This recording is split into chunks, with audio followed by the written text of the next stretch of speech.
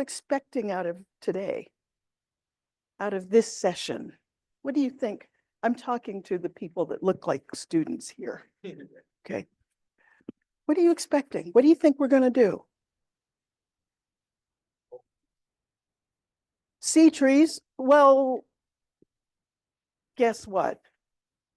Not on the slideshow.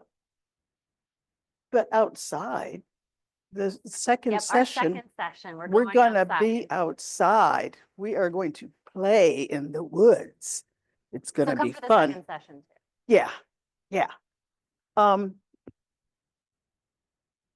What are you expecting, environmental science guy? You don't know. Are you excited or are you terrified? I don't know why. You should be terrified. Yes. Are you excited or terrified? Now I'm thinking more terrified. At least you're honest. Are you excited or terrified? Wait a minute. It says Stephen and Tomer. So confusing. So this is Oh, Your honorary and my actual. Tomer. Okay, Tomer. I can do Tomer. I may not remember Tomer, but I can do Tomer. As long as you always keep it showing. That'll be great. I can, uh-oh. no, I won't confuse you with Stephen. That's all right. I got the Tomer part. At least while I'm reading it, I've got the Tomer part. What are you expecting? You don't know a whole lot. Oh, Good place to be. okay. We can fill in the gap. Yeah.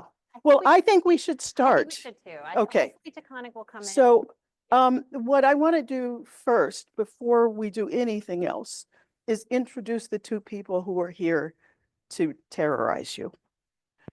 I'm Ann Lewis. I work at the Harvard Forest, only very little part-time. I'm mostly retired, but you'd never know it. I just do things that don't bring money in, which means I volunteer a lot, but this is a paid job. I am a scientist. The Harvard Forest is calling me an ecologist, but I'm not an ecologist. I'm really somebody who's interested in how to plumb trees. And that doesn't mean make them straight. It means how to make water go up and down in them. Actually, I don't want to make water go up and down in them. Trees are really good at that. I want to know how they do it and what the dynamics are inside the wood. So that's my thing. So if you come and do the outside thing and I get started on water transport inside of trees, understand where I'm coming from and say, refocus, please. Okay. But I am a PhD. I was a faculty member at the forestry department at UMass Amherst. And I love research and I love teaching. And I especially like trying to terrorize junior high and high school students and college students too. So that's who I am. And I'm going to talk on the first part of this, but before we do that, please. Oh, this is Catherine Hinkle. I recognize some faces. I've been around Envirothon for a few years now. I'm the youth education manager at Harvard Forest. So one of my jobs is running our participatory science projects where we partner with K-12 schools to collect ecological data in their schoolyards, contribute to our 20-year database of student-generated information about climate change factors in their communities. It's pretty amazing, awesome stuff.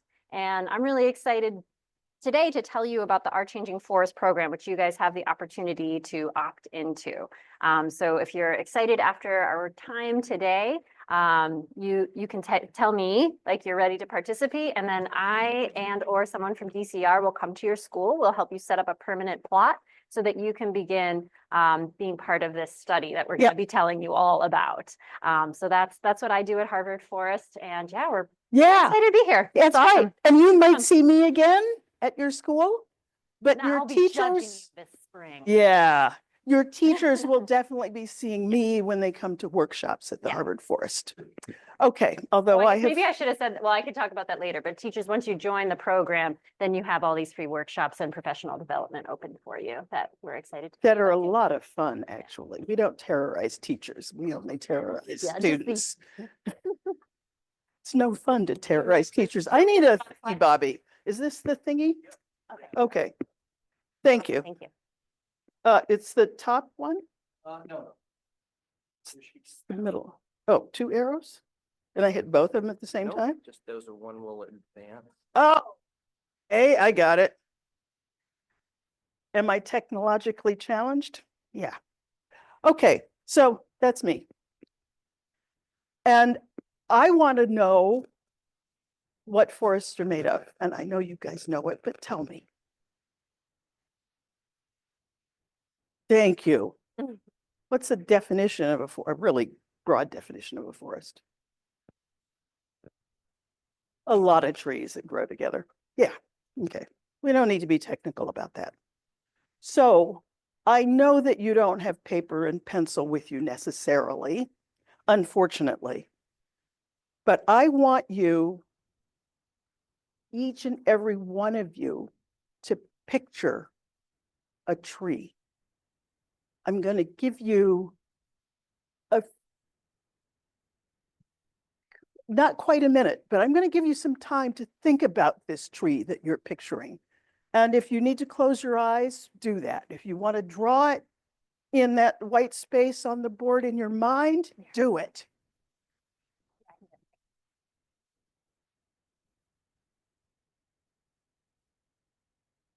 So think about what that tree looks like and draw it in your mind. Get a good picture of it.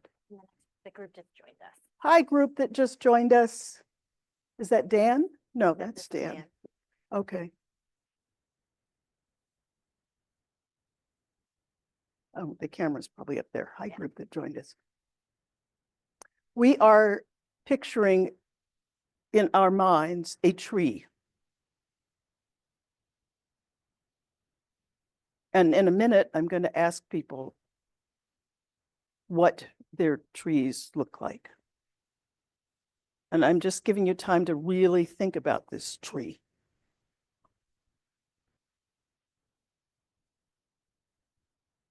Okay. Who would like to tell me about their tree? Guys, you're in a room full of adults. You're sort of really messed up because this room is yours. Can you tell me about your tree? Speak up so we can all hear you. I pictured like a birch tree. A little birch tree. And what's that little birch tree look like? Okay. Okay. Okay. All right. Right. Okay. Hmm, Yellow. And the leaves are yellow. I Ooh, can picture that. it Thank you. must That was very be- descriptive. must be in the fall. That's really good.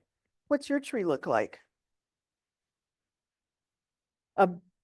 Did everybody in this room hear that? I don't think so. Thought of a big oak tree with green leaves. Thank you. A big oak tree with green leaves. Can you tell me a little bit more about this oak? It's in a clearing, so it's standing by itself. Okay. Okay.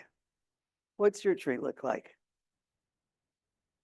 I won't ask what kind of pine, but okay.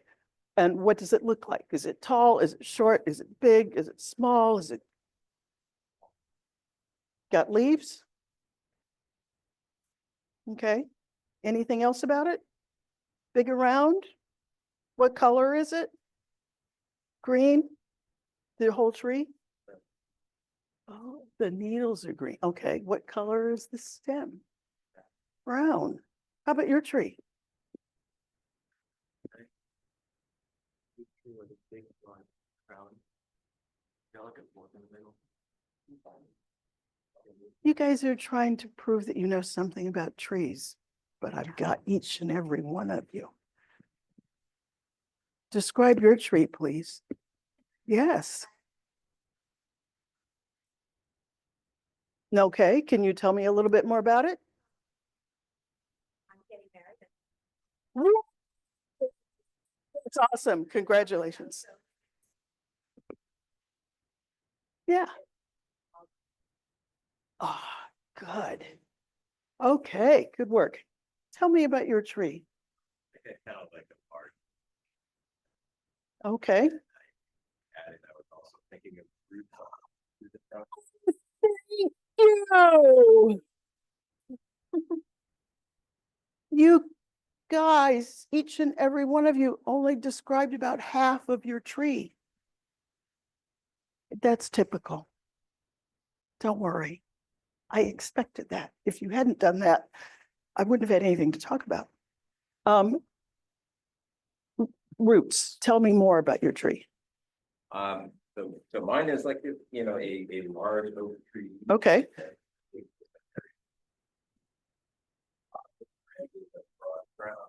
But also a big extensive, root system under.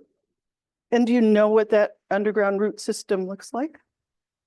I mean, I have my visioning, Okay, so I mean, I guess I could describe that, right? just briefly, yeah. So some large structures at the top, but then lots of smaller.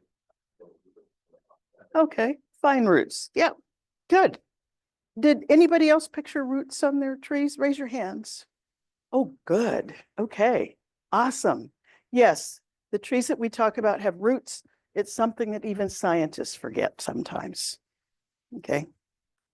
I am always the person in a seminar that says, well, you've described the biomass, but you're not describing the biomass of the root system. You're forgetting half of the mass of the tree. Okay, we're going to move on. So think of all of your trees. Maybe they're growing in a forest. And there's one thing that you guys also forgot about trees that live around here. If an alien arrives in December, spaceship lands out in the forest here, what does he think or she think about most of the trees?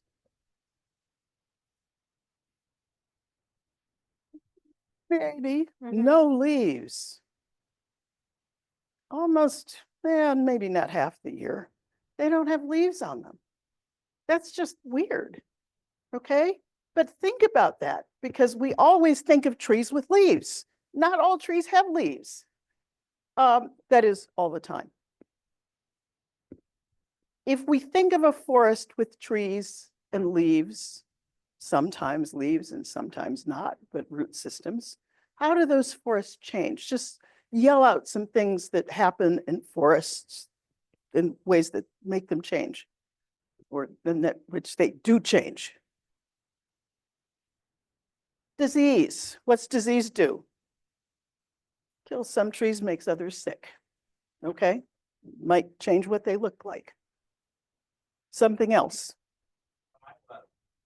Dry weather. What does that do? It can grow. Okay, can slow growth. It doesn't usually increase growth. Probably increase wildfire. Okay, can cause, yep. Okay, good. What else do forests do as they're changing? How do they change? They grow, they get bigger in general. It's amazing. You put a radio tower up and you've aimed it over the top of the trees to the antenna that it needs to beam to. And 10 years later, you've got to move your radios because the trees are in the way. Harvard Forest has this problem. We do. It's very real for us. In fact, my husband is out there today moving radios because the trees got too big. Pesky trees. We build towers at the Harvard Forest in order to get above the canopy. And you know what we have to do? We have to take down those towers and build new ones after 30 years because the trees have gotten too You're always tall. getting in the way of us studying. Big them. trees, they're just Can't so live hard to without work them. with. Okay.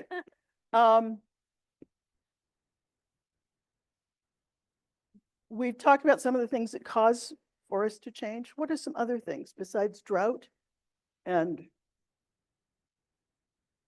what was the other? Disease. Oh, warming temperatures. If trees get too hot, they don't like it any more than we do, right? Okay. It can slow growth. It might, in some cases, increase growth. Poison ivy loves warm weather. Super. It grows like mad in my yard. And you'll say, that's not a tree. In Michigan, it can grow as a tree. My grandmother had a farm. She had 3 poison ivy trees with diameters like this that were about 30 feet tall. Those were impressive trees. Well, yeah, in the winter. Well, they were out where nobody went. Otherwise, they wouldn't have stayed there. What else makes forests change? Fires, invasive species. Like what? Human actions. Construction, logging. Okay. All right, good. Why do we want to study how forests change? That's what we're here for. Our changing forests. Why do we want to know? Why does it make a difference? Can anybody guess? Okay, I'm not going to give answers to this one, and I'm not going to prod you. I'm going to make you think about this one. Right, it's literally my whole career. So if you say like there's no reason, it's totally worthless, I will be personally sad. I'm going to make you think about this one. We're going to come back to that. Why would we want to know how forests change? We meaning human beings. Scientists specifically, but how does that impact what we do? If you choose to do so, your mission, I can't repeat this. If you choose to accept it,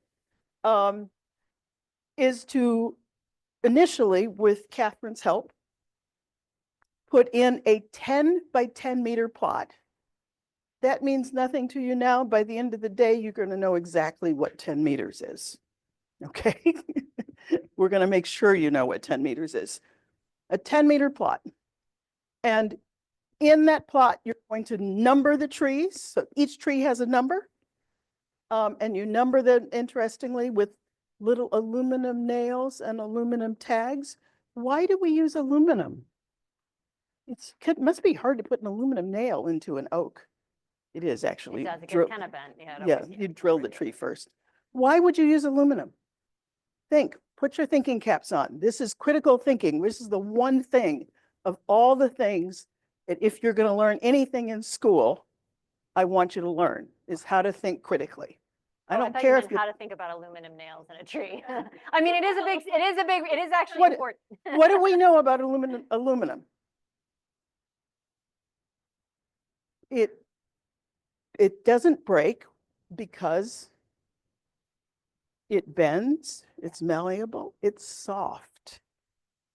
What happens if you're cutting a tree down with a chainsaw and you hit an iron nail? Oh, it can be really ugly. It can really hurt. Not just the chainsaw and the tree, it can hurt the person who's sawing or people nearby. If you cut an aluminum nail, guess what? Cuts right through it. Doesn't break the saw teeth, doesn't break the saw blade, doesn't throw pieces of metal at the person who's cutting. So you'll use aluminum nails. You will identify every tree by species. By the end of the day, if you don't know them now, you will know most of the tree species around here or how to figure it out. Or somebody on your team will know because not everybody is going to all the workshops. And then you're going to measure the diameter of the trees at breast height. This is a standard forestry measurement. breast height is 4.5 feet above the ground. We've got tools so that you're consistent about measuring at 4.5 feet. And we use do you have one with you? Yep. We use something called a diameter tape. And I hate to tell you this, we're going to do some math. We're going to, a little bit of math. Okay, I'm a tree. This is 4.5 feet. Yeah, it's roughly shoulder height. What's my diameter at 4.5 feet? Don't stick me with the tip of that. It's sharp. So wait, let's think about diameter though. Let's take it Yeah, back to no. middle school though. Yeah. No, we're going to do diameter. We are, okay. Yeah, we're going to do So if diameter. I'm just doing the measurement, Yeah, you're just know. doing the measurement. Oh, lasso. she got my shoulders, not my neck. No. Well, it is at shoulder. Okay, Yeah. come on.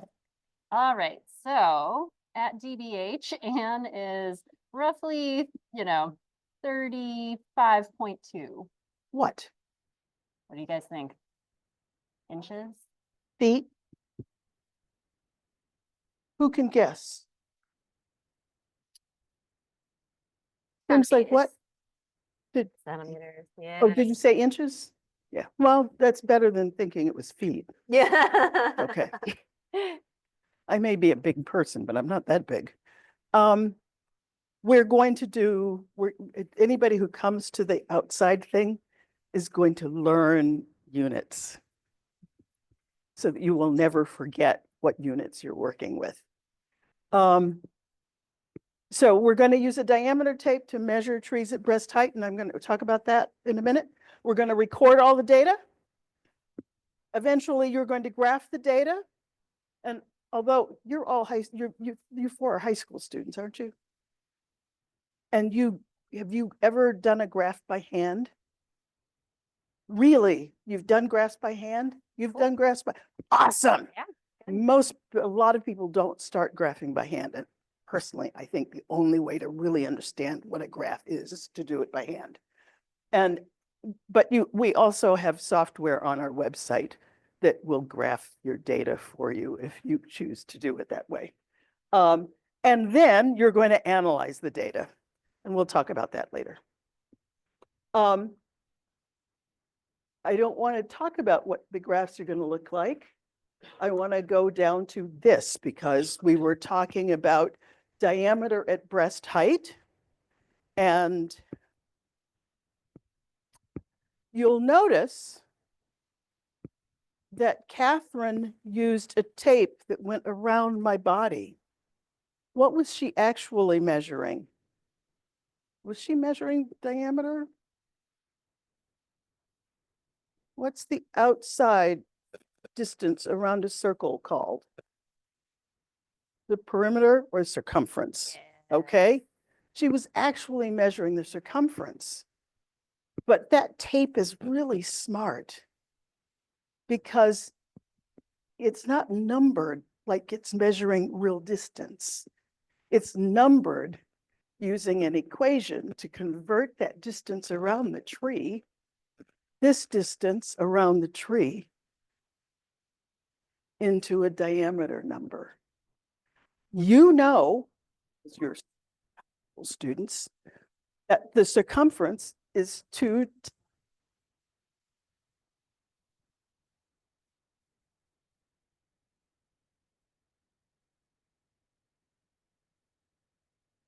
So the circumference, it's pi times the diameter. Well, if you take a tape and measure the circumference,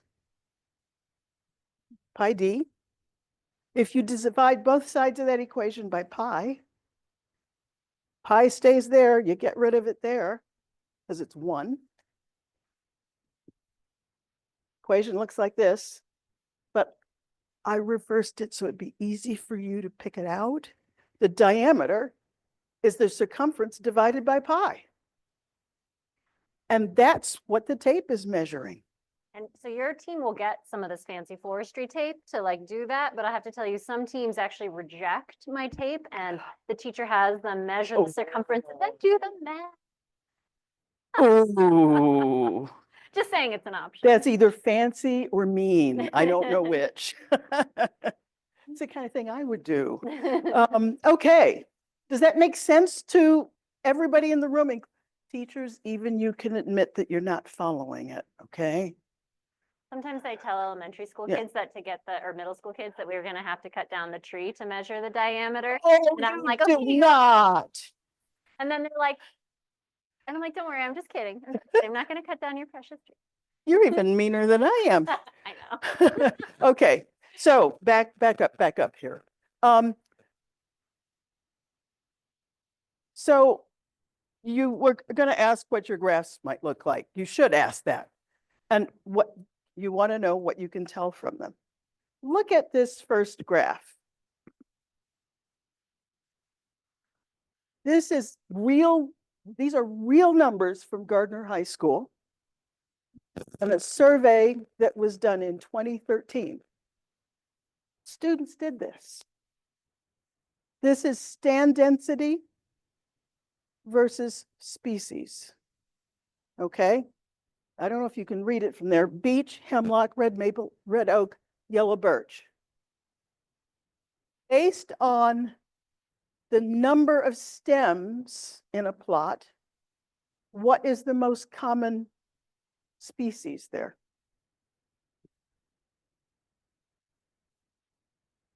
Hemlock. It's got the biggest bar. Okay? What's the least common species there?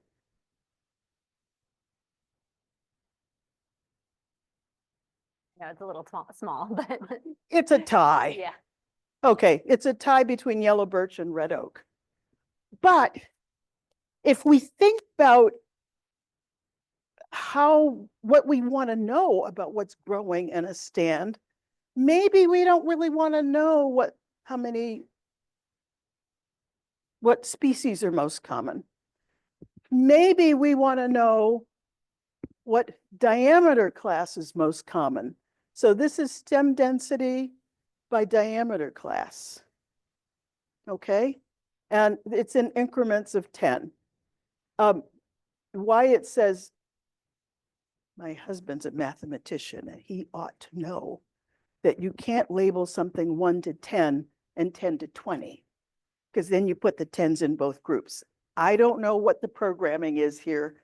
I suspect that it's not 10 to 20, but it's anything over 10 up to 20. I've never noticed that before. I hadn't But noticed it before either, and I our helped him husband's with the one who these. designed the software, so that's Yeah. why it's we're giving him. Well, and credit. worst yet is I helped him with it, and I didn't notice that.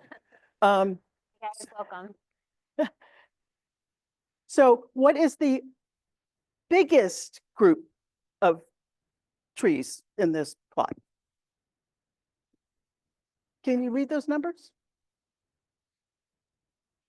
Okay, what are the biggest groups of trees? Yeah. Yeah. Does it matter what species they are? You can't tell from that graph, can you?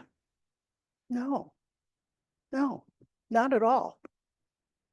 What diameter classes are missing in the plot? Lots of diameter classes. Yeah, but is it like smaller? Is it bigger? Yeah. All the big ones, right? And then there's some, you know what? Actually, if you look at these graphs carefully, and I won't go through it now, this is one tree. Yeah, I was thinking that's probably one That's one One. tree. on the large side. Yeah, okay. Actually, it's one humongous tree. Yeah. So we also can calculate, and our program, our website will do this calculation for you, because doing the calculation is, figuring out how to do the calculation is really complicated. And actually processing the equation is not trivial either. So you can figure out how much carbon biomass is in this tree. And I will tell you, he doesn't label it here. Shame on him. Badly labeled graph. It's above ground biomass. Remember, what do trees have? Roots. Not taken into account here. And then here, oh, this is biomass, carbon biomass by species, and then it was carbon biomass by diameter class. Okay? Yeah, and can I interject a little Yeah, bit here? Just sure. very briefly, like this is the crux of why we're doing this project. So if you haven't like been given this information yet, you'll learn it by the end of the day. The current issue this year for Envirothon is thinking about how forests are helping us fight climate change and what is the role that forests play in thinking about that. And it's this thing, this is why we want to have you help you guys set up a forest plot in your schoolyards so that you can figure out thinking about what is that carbon storage that's happening in your forest so that you can use that data as part of your current issue project that you're going to be doing. Yeah. As a general rule, very general rule, forests store carbon. It's a good thing. It's a good thing. Celebrate. Okay. Woo! All right. So these are some of the graphs that you'll see that you'll make. Oh, I wanted to point out, you have a 10 by 10 plot, right? Meters, 10 by 10 meter plot. What's the stem density by? What's the, Yeah, do you see, yeah, do you what's know the that? Jen? area You may here? not Do you know that. what HA stands for? Anybody? Hectares. Which Is super that a common. 10 by 10 meter plot? No, do you think in a 10 by 10 meter plot, you actually this much stem density? I don't think so. Okay. More math. It's the last math today. No, it's not I was the about last to say, math she's today. lying. It's not. It's not the last math today. I lied. 10 by 10 meter plot. Multiply 10 by 10. You get 10 times 10 is 100. I can do that even in my head. Meters on each side by meters on the other side, meters squared. It's 100 meter squared plot. A hectare is 10,000 meters squared. What do you multiply your plot by to calculate up to a hectare? Assuming that your plot is representative of the forest that it's in, and you want to use a number that you can talk to other foresters about to compare forests or to compare schools. If you want to multiply your 10 by 10 meter plot by the number of trees in your 10 by 10 meter plot, what do you multiply it by to get to a 1 hectare plot? I know you guys know this. It says it right up on the board. You multiply it by 100. Because 100 times your 100 square meter plot is 10,000 square meters or 1 hectare. So if you have 2 paper birches in your plot and somebody wants to know how many paper birches per hectare are you likely to have, how many paper birches are you likely to have per hectare?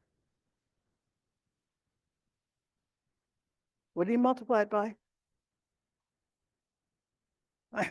Catherine's giving you the hint. You multiply it by 100. I needed to be the nicest for a Okay. second. You multiply it by 100. So if you had a 1 hectare plot, you're likely to have 200 paper birches in it if your plot is representative of the rest of the forest. Okay. Guess what? Unless your teachers are mean and make you do this, you don't have to do it because our computer system does this for you. Aren't we so nice? See, I'm not as mean as you think I am. We did this already. And I'm not going to talk about allometry, but sometimes I will talk about basal area. And basal area is the area that the tree covers at breast height. If you were to cut it down at 4.5 feet off the ground, it's the area that that stem is, okay? And you all know how to use the geometric equations. Area is pi r squared, right? You know the diameter when you measure your tree, correct? How do you get radius from diameter?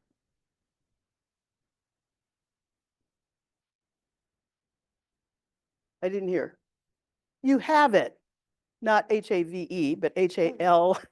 You have it.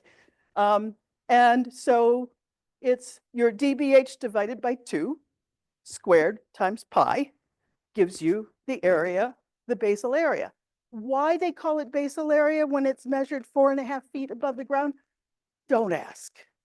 I don't think anybody knows. It's just the way it's done. Okay? You will be calculating basal area. That's one of the things foresters really want to know. When they go in to measure the amount of timber they're going to get out in a cut, they usually calculate that by basal area. We're getting so many square feet or whatever it is of oak and so many of birch and so many of this. And it helps them know that if they've got like 100 times as much white oak as they have birch, they've got a really valuable woodlot to cut. Okay. Again, I just want to show you some graphs that people have done.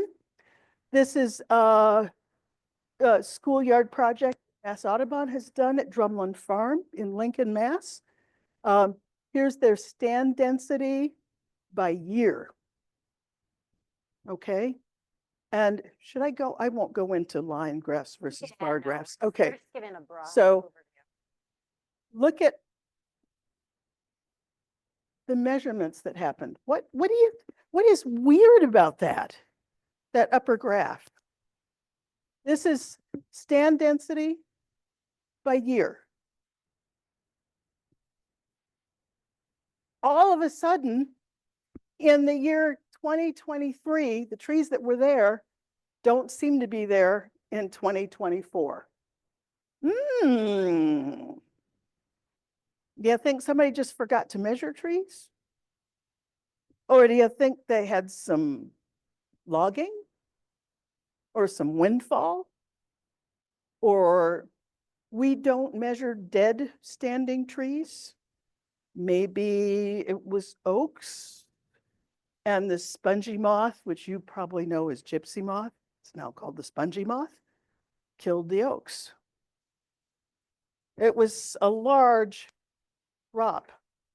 And so they probably lost 1 or 2 big trees, or 3 or 4 big trees, unless there was a big blowdown, and I don't think they had a big blowdown. Here's carbon biomass by year. Is it the same plot? Well, we can't tell, can we? Because we don't know how many plots they have. Oh, this is it. That's those it. are the same Okay, plots. that's the same plot. Even I don't know how to read Yeah. the graphs. So the carbon biomass didn't drop very much, did it? Didn't keep going up at the same rate. What do you think we can tell about what happened there by looking at those 2 graphs? Do you think we lost 1 big tree or lots of little trees? Can you tell? Not really. But you can make a guess. Okay. So Carbon biomass stand, like between live and dead trees. it's not much different. Most of the carbon biomass is in the wood. Correct, so dead trees would. Same. Wood, yeah, except that in our plots, we don't measure dead trees. If you know it's dead, we don't measure it. Yeah, but we actually do measure the dead stand. It's only once they're fallen. Oh, so, I yeah. thought it was a dead. Yeah, we measure it until it's all the way. Excuse full. me, she does this more than I do. Believe her, don't believe me. Every protocol is a Okay. little different, so. Catherine, yeah, how so- much, I hope you have enough Yeah, time. no, this is great. So we have about, like just about 20-ish or so Yeah, minutes left that's in the good. workshop. So what I'm going to do for this next little part is just tell you a little bit about our project as a whole. So like by participating in the Our Changing Forest program, like what are you getting out of it this year? What are you getting out of it in future years? Like what have we done? So I mentioned earlier, Our Changing Forest is part of the Schoolyard Ecology program at Harvard Forest, which is actually in its 20th year. And I feel very privileged that I get to like shepherd it into its next 20 years, let's say.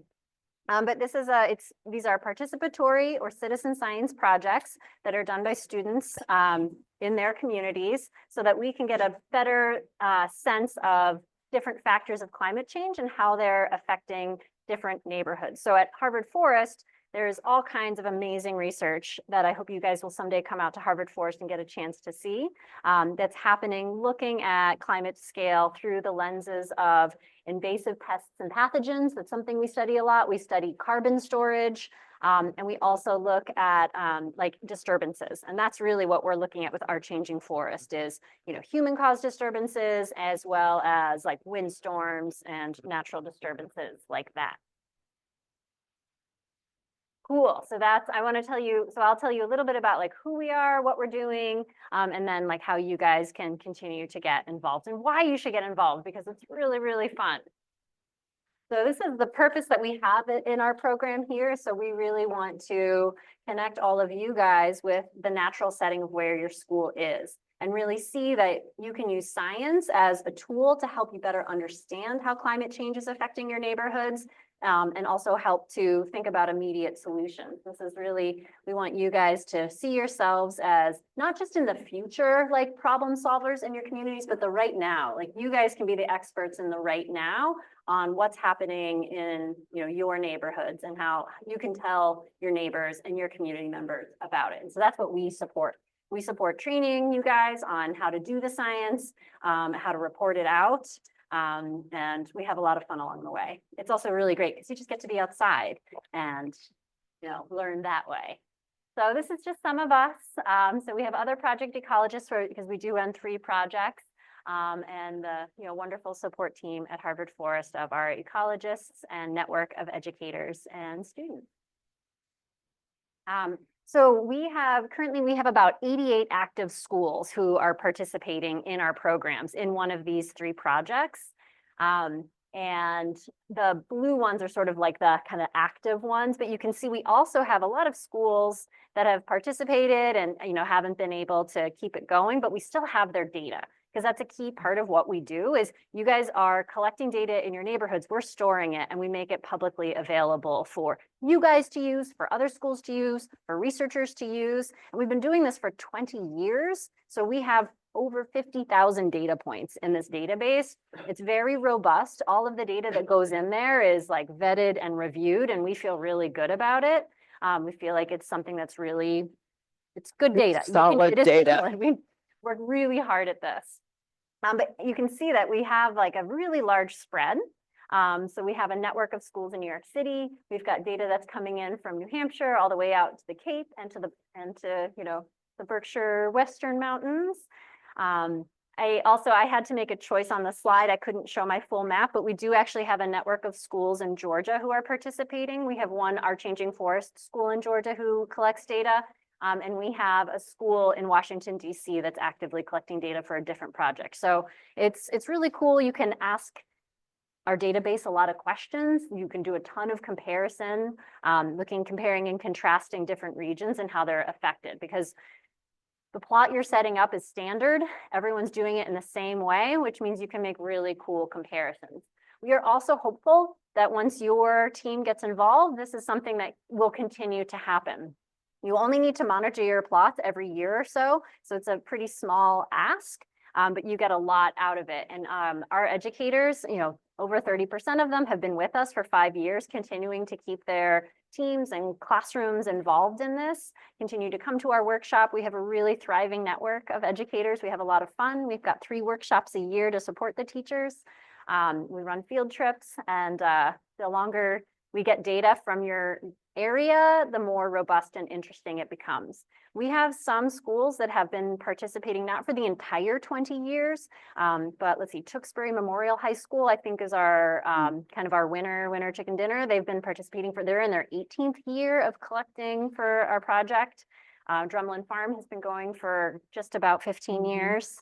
We have a few other schools, so we have some really interesting data from those sites, and we're hopeful that your schools will begin to contribute. Cool, and so just as an overview, just so you can see, we have some other projects that may be of interest. So buds, leaves, and global warming is one where you're looking at, you're looking at the foliage of the tree. So when do the leaves come out in the spring? When do they fall? And we can give you a growing season for that. We also do have a monitoring program looking at the hemlock woolly adelgid, which is an invasive pest that is on hemlock trees. And then so our changing forest, that's the one that we're doing with this particular project. So we're looking at how do forests grow and change through time, and how, might that influence our future world, right? Our forests are going to play a huge role in climate mitigation and how we manage our forests and do that responsibly.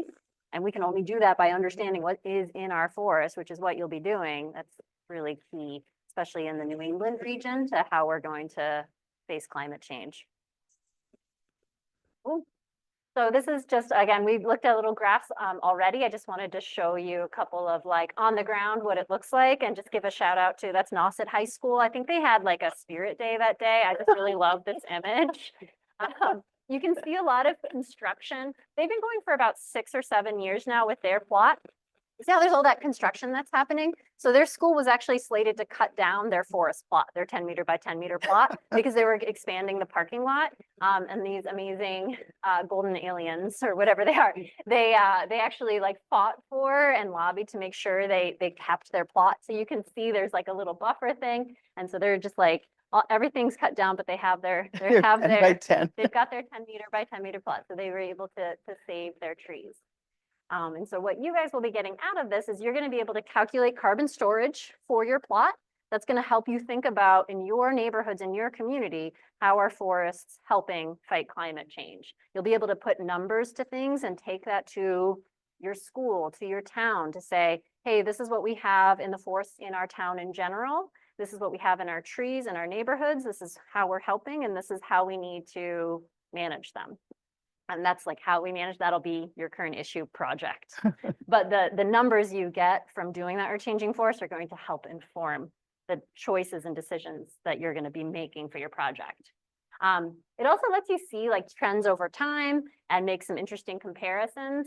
So again, it's really, really small, but I put up Groton Dunstable High School on that graph on the left is in pink, and then Nauset, which is this group here, that's in blue. You can just see that there's, when we look across our state, there are some very varied forests. We don't have the same composition. If you live out on the Cape, you have a lot more pitch pine than you would if you're in like central Massachusetts. And it's kind of interesting to see where those differences are and how that transition happens. I think you can learn a lot from that. Cool. And that's another group studying. Actually, I think they're at that one image is from. Oh no, that's from that plot in Lowell that we have to fix. Oh, That's the group. So it's not just classrooms that participate. So we have a lot of after-school clubs and groups. So that little circle image is a group out of Lowell called the Environmental Youth Task Force. And is that an aluminum nail with an aluminum tag? It sure is. good eye. So this is, at 10:25 or so, in about 20 minutes, we are going to go out. Some of you I know are going to go to a different workshop and other people will join us. But if you can continue, the fun part is when we go outside. But we're going to show you guys how we record it, what kind of information you're getting. We're going to set up a plot that's actually going to be a permanent plot here that Envirothon can revisit again and again when we come out for workshops.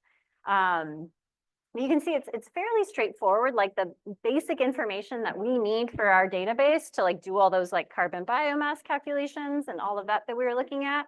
We want to know the tree species because there are differences in how different species store things. We want to know the diameter of breast height, which we've been talking about.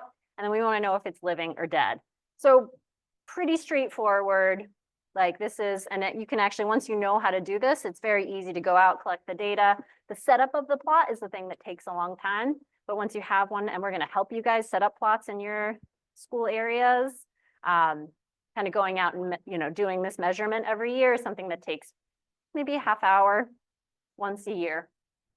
But we also have you every few years do what's called a site survey sheet where you're taking in everything else that's going on in your forest. So we're, focused in on a 10-meter by 10-meter plot, but we also want to look at things like, is it flat? Is it hilly? Is it rocky? bringing in all of those other Envirothon things. So thinking about soils, thinking about water, thinking about animals, like what kind of evidence of any kind of animals might you see in that plot?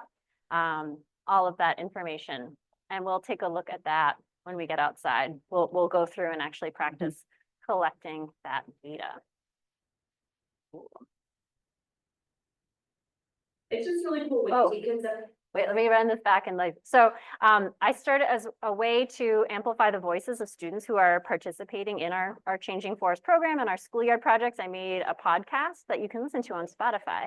You can be my 15th through 30th followers if all of you guys are following me, like all of you. You should do that. But our very first episode, there's like 4 episodes up there. Our first episode is just like, who are we and what are we doing? So I pulled out a few audio clips just so you can hear from, you'll hear from 3 different educators and 2 different students who've been participating in the program. And I've got their names up there so you can see who they are, just so you can get a sense of like, what is the impact of participating? How does it help with learning? Oh, no. it's just really cool because this is the I wrote it on mainly juniors and seniors, so 16 to 18-year-olds. It's the childlike wonder comes out of them. I want to continue doing this kind of hands-on research, like through college and also after college, you know.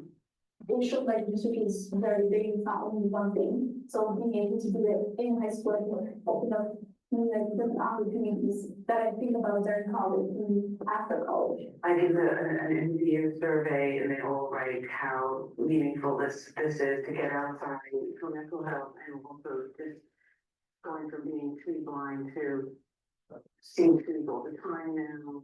So they're like, yes, we used to communicate because otherwise you can slide forward. They become not just part of the data collection, but they become part of the solution. Leading question. It's actually leading witness. But they love it. It's so much fun getting to do this kind of hands-on work. And the research is important. We really value the research that comes in from your stations. The scientists at Harvard Forest take it really seriously. They're always really interested and engaged to hear what the students are finding out. So this is how you can get involved today. Today, you will tell your coach, oh my gosh, we should do it. And then your coach will say, hey, Catherine, can we do it? And then I will write your name down and we'll get you on the list. So that is, that's what's going to happen. So today is the day we're gathering names, and some schools do already have a plot that was established maybe by a former teacher. So I don't know if any of you guys are, so Brockton and Acton Boxborough and Minuteman Tech actually have plots already. Oh wait, Acton Boxborough, I take it all back. Are you Acton Boxborough? Okay, I actually you're in our database, but for a different project. I misspoke. You guys did the Budsleys and Global Warming project a number of years ago. So we actually do need to set up a forest plot if you choose to accept the mission. We can come out. Yeah. Yeah. Yeah, absolutely. Cool. So yeah, I think of the teams who are registered right now, it's just Minuteman Tech and Brockton already have a site. But we have the materials and resources and time to come out to you guys and help get these plots established. So you can join in on the fun. And I want to point, if you're a city school and you don't have any trees in your schoolyard, you can use a neighboring park or something like that. It doesn't have to be. Because we have 2 urban schools who are doing our Changing Forest. So we have Codman Academy in Dorchester. They have a small park like right next to their campus. They actually planted it themselves. It's a microforest. If you guys have ever heard of the microforest movement. And so we have their microforest in, which is really fun because the trees are all really tiny. So we'll be able to monitor the full growth of that, which was exciting. And we know exactly when the trees were planted and what species they are, all of that. And then we have a group in Brooklyn who goes to, their school happens to be right across the street from Fort Greene Park. And so they go across the street to do the measurement there. Brooklyn Tech, yeah. Cool.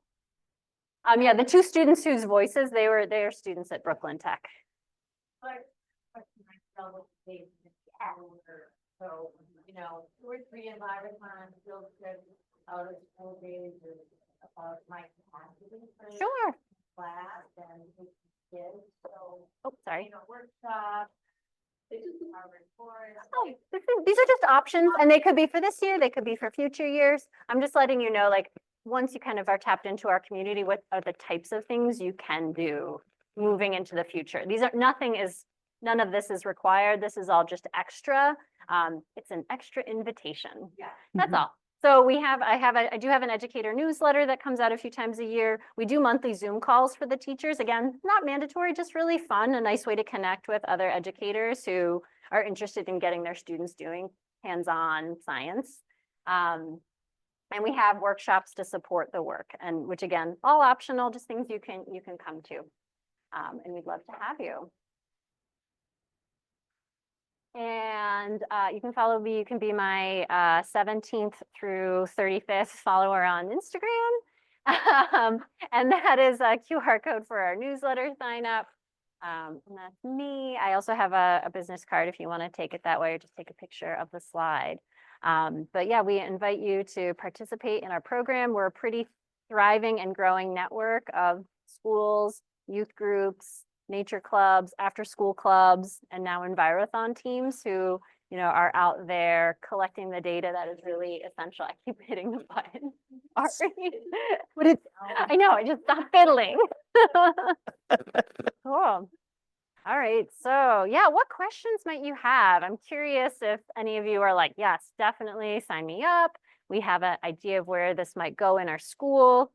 We have about 10 minutes before we transition to the next workshop. I was thinking this might be a good time to do some of our units talk. Answer the question about why we do. Oh, yeah, that's right. Let's loop back to that question. yeah. Let's do that before we do Yeah. units things. So you may remember Anne asked this question at the very beginning of our time together here in this room of why is it that, and we could talk a little bit about the mega plot, actually. Yes. Yeah, let's talk about the You mega talk plot. about the mega plot. All right. So so the question on the floor that we still haven't answered is, why do we do plot work like this? Why are scientists interested in honing in on small portions of a forest and looking and thinking about how forests grow and change through time? So all of the projects that we do in the schoolyard program are based off of research that happens at Harvard Forest. So they're all like inspired by work that's already ongoing in a slightly different way. And then we've just scaled it to be happening at schools. So the Our Changing Forest program is actually based off of this work called the Forest Geoplot, or we like to affectionately call it the mega plot or the mega plot. So The mega plot. it is huge, you guys. So it is about 85 acres. So you guys will be doing 10 meter by 10 meter plots. This is 85 acres roughly of forest. Yeah. How big? Oh, I wish I had the little graph, but it's, yes, yeah, it's quite large. We monitor, so people go out and we resurvey, go out with their DDH tapes Tapes. and their they have iPads now where they enter in all the data and they've got a map and everything's geotagged. They do this every 5 years. They monitor that. It actually takes 2 full summers to do one survey. Except that after the first year, we decided that we were no longer monitoring the swamp. Yeah, there is a swamp in the middle of that where that took so long there because it's, so for your protocol, we do every stem. So everything that's above 2.5 centimeters at that DDH height. That protocol is actually 1 centimeter. So like every shrub and rhododendron bush, and they had to do every single stem. And so in a swamp, it was just And impossible. every poison sumac Yeah. stem. So after they measured the poison sumacs, they're like, you know what, we don't actually need. They measured don't- them before they identified them. Yeah, so that was problematic. That was problematic. Yeah, so they're not going to do that. They learned. But that's actually a job if any of you are graduating seniors and turning 18 mid-May through early August, you could come and work at Harvard Forest. We're hiring 8 to 10 people to come and like This literally next summer, do this. Yeah, this coming it'll be summer. summer 2. Yep. finish Yeah. up the mega plot. So it's pretty awesome, yeah, field technician experience, if anyone likes that hands-on. stuff. Teachers can do it too. So I guess you're still teaching in May, Oh, well, that may be but true. a lot of Okay. graduating seniors are usually typically Yeah, done by late yeah. May. Okay. So Oh, yeah, that's what is, so we do that on a huge scale at Harvard Forest, and it's actually standardized to plots that are around the world. So ours is looking at terrestrial ecosystems. There are tropical ecosystems that are, again, doing this exact same project. And what it has given us is it's given us this huge insight into. oh, now you're giving away the answer. Oh, I'm sorry, I'll stop talking. Never mind. Let's go back to asking you guys. The question on the table is, why do we care? Why do we care? Don't be shy. Yeah, if you guys want to like do a little maybe turn and talk to your shoulder partners there, why do we care? Why would Yeah. scientists do this kind of work?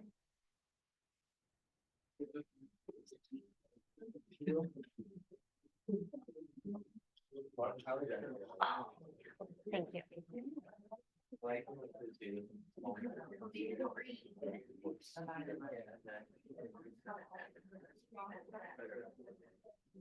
It does work.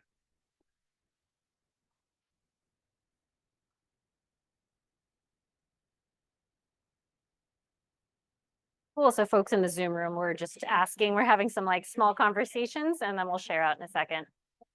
All right, guys. Oh yeah, that's a great idea. Cool. So we're actually going to come around with a mic to each of our like student groups here.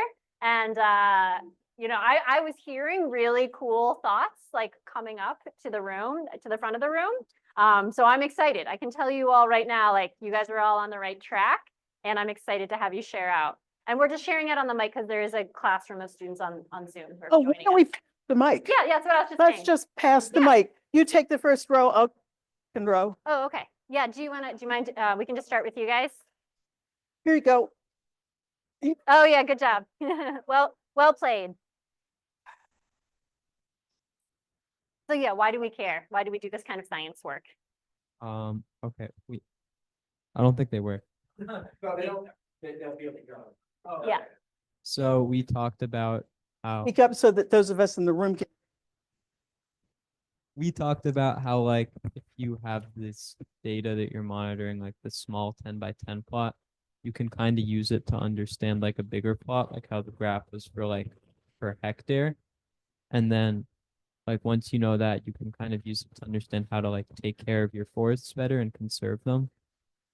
Yeah, that's a wonderful thought. Thank you. So in summary, he said, you start with a 10x10 plot. It gives you an idea what might be going on a 35, 85 Big scale. Yeah. big scale plot. And then that helps you determine what you might want to do with your forest and how it's growing. 100%. Okay, pass Wonderful. them. Okay, next group. See what's dead or dying.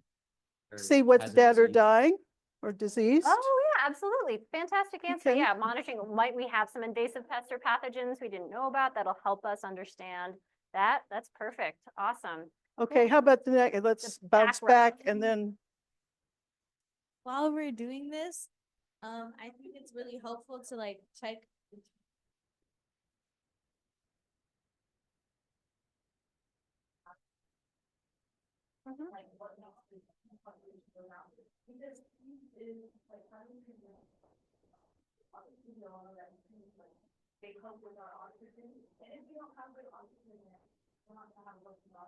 Yeah. Yeah, this is perfect, you guys. We got. Yeah, we need a healthy forest. The the question bottom was, line. why do we care, right? Yeah, why do we do this kind of work? Well, one of the biggest reasons would be because there are a lot of animal species that rely on tree as shelter and for food.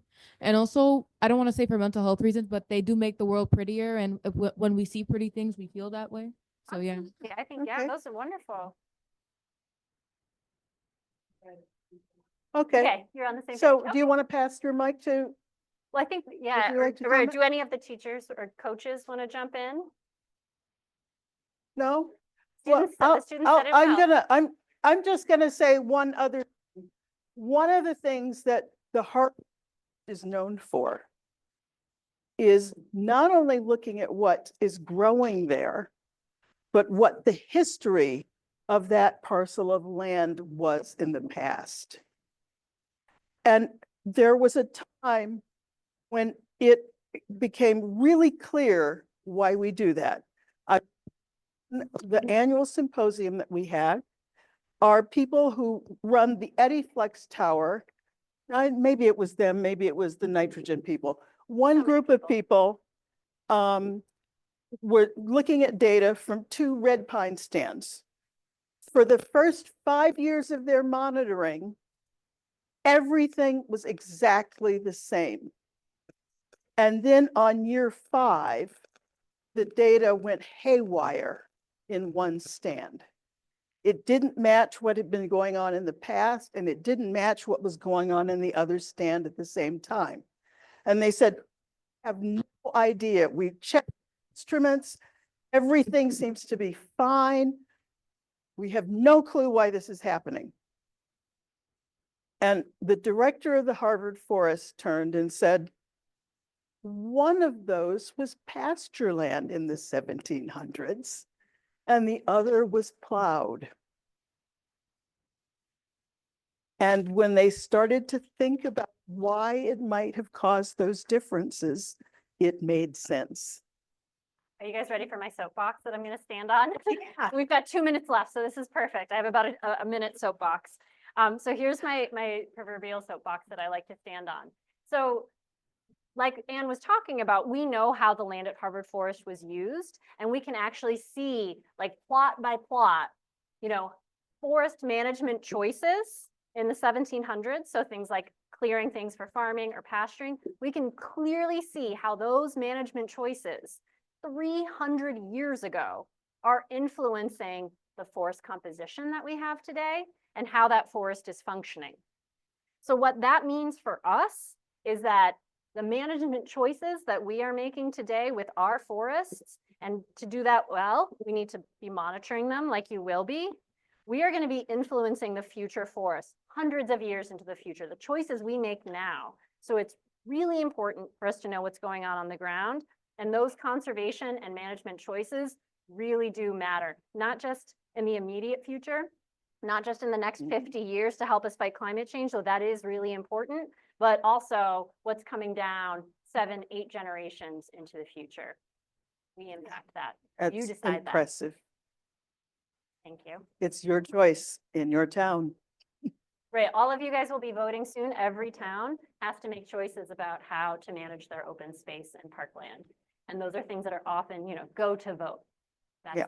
how we decide it. And some of you may sit on conservation commissions or open space commissions. Oh, you should, as soon as you turn 18, join those groups. Open space committees or the select board. Oh, some towns will allow under 18s.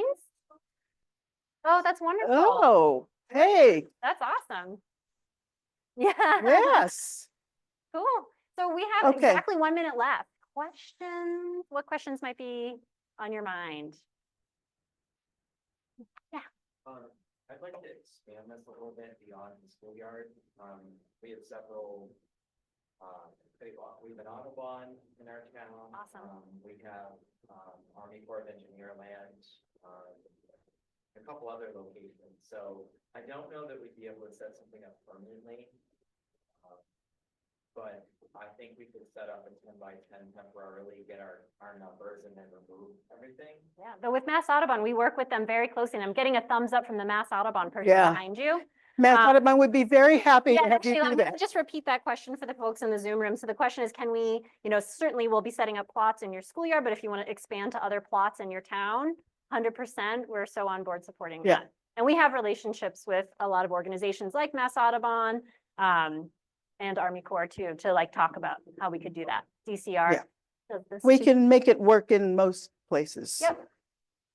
Cool. Awesome. Well, awesome. So please join us. Tell me you guys want to participate. I'll put you on the list. And I hope that some of you are joining us. We're about to go outside and actually set up a sample plot so you can see exactly how it looks. So I hope you just stay in the room and then we'll go from there. No, we're not going. Where are we going, Brittany?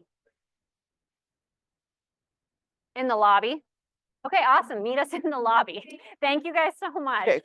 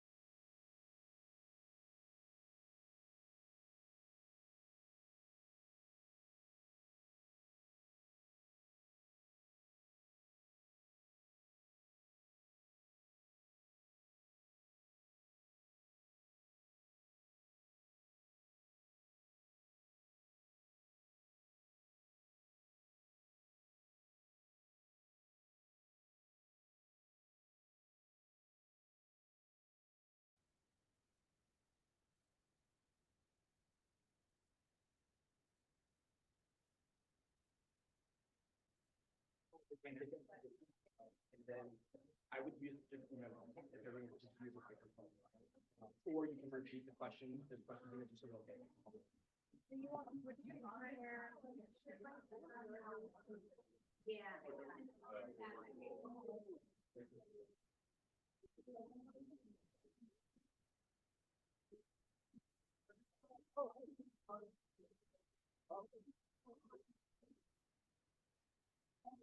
Maybe we should be around today.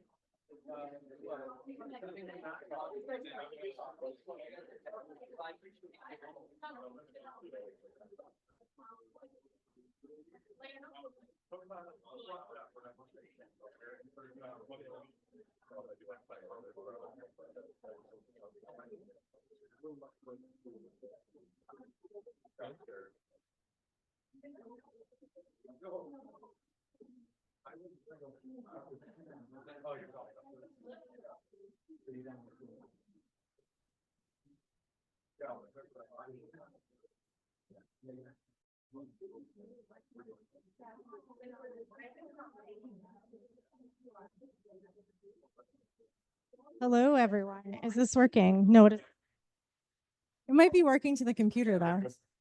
Okay. So it looks like I'm talking into a mic, but this is just for the computer. So I'm just going to talk to you. And I think we all need to remember that too. So hi, my name is Brittany and I work for Mass Audubon, but I get to also do the current issue for Envirothon. And so we thought it would be really important this year because the theme is forests and how their stewardship can help us with climate change and how when we do it right, we can be helping forests. So we wanted you to talk to people and we especially wanted you to realize that there are forests everywhere, right? So we're not right there. You're right. So, and which is special, right? Like we're in a really special state where that's true because think about it. All of the states that are doing Envirothon are talking about forests this year. And not every state is 60% forest like Massachusetts is, right? So we have a really cool opportunity to really be living in these forests that we're studying and that we're talking about for our current issue this year. We thought it would just be tons of fun to get together some experts from the field of forest and urban forest and stormwater, water, and they're going to tell us way more about themselves. If you have questions, please hold on to them. They're all going to do a short introduction about what they do and why it's cool and why you should like maybe think about doing something similar to what they do, or at least checking out their work. But like hold on to your questions, write them down. We're going to have a ton of time for that afterwards. All right, I'm going to pass it on to Ryan. Thanks, Brittany. Hi, everyone. I'm Ryan Kingston. I'm with DCR's Climate Office. My primary role there is working on getting us off of fossil fuels, electrifying our vehicles, electrifying our heating systems, but really an intersection with forests and the role forests have to play with our climate solutions. So I'm just here to help facilitate here. I want to start with introductions, then we'll start going through slides. Kick it off with Dan. Or sorry, Matthew. Hi, Matt Hale, DCR. Yeah, because they go to the virtual. So Department of Conservation and Recreation, heard of us. 500,000 acres that we're responsible for, you know, and it's a merger of what used to be MDC, you know, Metropolitan District Commission. So stuff around Greater Boston, DEM, Department of Environmental Management, everything out west, all sort of came together. We have a Bureau of Forestry that I'm a part of, and specifically urban and community forestry. Basically what we're here to talk about today. So we'll be going into that in a lot of detail in a little bit. Hi, everyone. I'm Jessie Davis. I work for the City of Worcester. I'm our Sustainability Project Manager in our Department of Sustainability and Resilience, and I'll give you lots of details about one of our exciting projects we worked on over the last year. Hello, I'm David Getman. I also work for the Department of Conservation and Recreation. I'm in the Division of Water Supply Protection. So unlike my colleagues here, we are dealing with the source water, where all of the runoff goes into the Wachusett Reservoir. That's what we protect. And I'll be talking more about the importance of the forest and how it relates to water quality and how changing it to an urban setting can also affect water quality and measures we can take to mitigate that and result in improved water quality for the community. Great, thanks all. This works. Thanks. All right, so I'll hand over to Matthew. Just wanna get started. Yeah, where I can stand here. Blocking everybody's view. All right. So a little bit more about our agency. Who has heard of DCR before? Couple people, yeah, you might think, okay, I've been to a state park or maybe a nice rink or a swimming pool. You know, we do a lot of different things, so it's conservation and recreation. Like I said, we're typically known as the Department of Everything Else. The state doesn't know what to do with it, they give it to DCR. We plow roads, we're in charge of parkways, we have dams, we have water supply protection, you know, there's forests, there's playgrounds, you know, so it's really beachfront, you know, Revere Beach, there's just so much that happens with DCR. It's kind of fun to be a DCR employee, but then sometimes people come up to you and say, hey, can you tell me about the, you know, the plover over there on the beach? No, I'm a forester, I have no idea, you know. But we get to work with a lot of great people, really interesting colleagues doing a lot of great work. So again, this is the Bureau of Forestry. There's a bunch of different parts in there. There's a lot of wildfires going on right now. You probably heard about, or maybe it's even near your community, the brush fires, things are burning. Luckily, we have we're Bureau of Forest Fire Protection. So they're out there right now. They're out there every day, you know, putting out those fires, keeping people safe. Wood products, you might see later in the spring workshop when we're at UMass Amherst, they're building an entire structure, 4-story building out of wood. You know, so we're locally sourcing lumber. We have working forests. So, you know, everything that we're building, forests are a part of that in terms of wood products. So let's do it in a sustainable way. Let's source it locally instead of getting it, you know, from halfway around the world. What I do specifically is we assist cities and towns. So we're the state, we get lots of money. We have state funded programs. We have federal funded programs from the Forest Service. And that comes down to the state level. Every one of the 50 states gets the same amount of money and we make it available to cities and towns. So you may see some grant projects in your community. Anybody seen like tree planting happening recently? Okay, great. There's a $1.5 billion that was made available for tree planting all around the country. So it's a really big process going on right now. And a lot of cities and towns are taking advantage of that. So we do not just cities and towns, but also nonprofit organizations. We protect, grow, and maintain our trees and forests. There's a lot of different ways we can do that. But, you know, when we think about urban forestry, we want to talk about this spectrum here. You know, it's the ecosystem where people live. So it could be rural, you know, it could be that farmhouse way out in the country. It could be the suburbs or it could be the city. So it's not just urban. That's why we say urban and community forestry. You know, it's not just the densest part of the city. It's any community. It's where trees and people intersect. So we're doing an awful lot. A lot of this is focused on tree planting. The state really stepped up. This was over 10 years ago and said, we're going to put millions of dollars towards reforestation, towards putting trees back in downtown areas where trees have typically been removed. So we talk about canopy, maurbancanopy.org. I think I got to leave the pointer here. If you want to check that out. That's where we're actively planting in the 26 gateway cities, and that's sort of mid-size town population, income, that sort of thing, or who's available for that. But overall, these are the sort of the values that we're hitting on that you'll hear more about: protecting human and natural communities, drinking water, you know, food supplies. There's fruit trees out there as well. Enhancing healthy outdoor recreation, green economy. There's a lot of industry around this, a lot of jobs around this. People that we hire through DCR get trained up and move on and get jobs at cities, towns, private industry, all through the program. Wildlife is important. The municipality, you know, what they're doing there is important. Sequestering and storing carbon is a hot topic now. You'll hear a lot more about that. And climate impact. So it's urban heat island. You probably heard a lot about that. The canopy, the trees, shade. Trees are just giant air conditioners, right? They're cooling with the direct shade, but they're also transpiring. They're constantly taking up water, moving water through the atmosphere and cooling down the areas. Not just on a micro level, but over the, like we said, that continuum, that spectrum, they're cooling the entire neighborhood. So people ask, well, how do you get this done? You know, we've planted over 40,000 trees in the last 10 years. A lot of trees. Is there a lot of space for trees in these, some of these urban areas? No. You know, how do you get this done? There's no silver bullet. It's a lot of hard work. It's literally, we're out there pounding the pavement. You know, you're just going door to door, you're hanging up flyers, you're talking to people, and people aren't often engaging with urban forestry because they heard from us. It's because they heard from someone they trust, like a friend, a neighbor, you know. So once we plant a tree at a property and they start talking about it to, you know, someone, you know, down the street, then we start getting calls on that street. We like to think that when you show up and you knock on the door and say, hey, we're the government, we're here to help, people will talk to you, but that's not always the case, you know.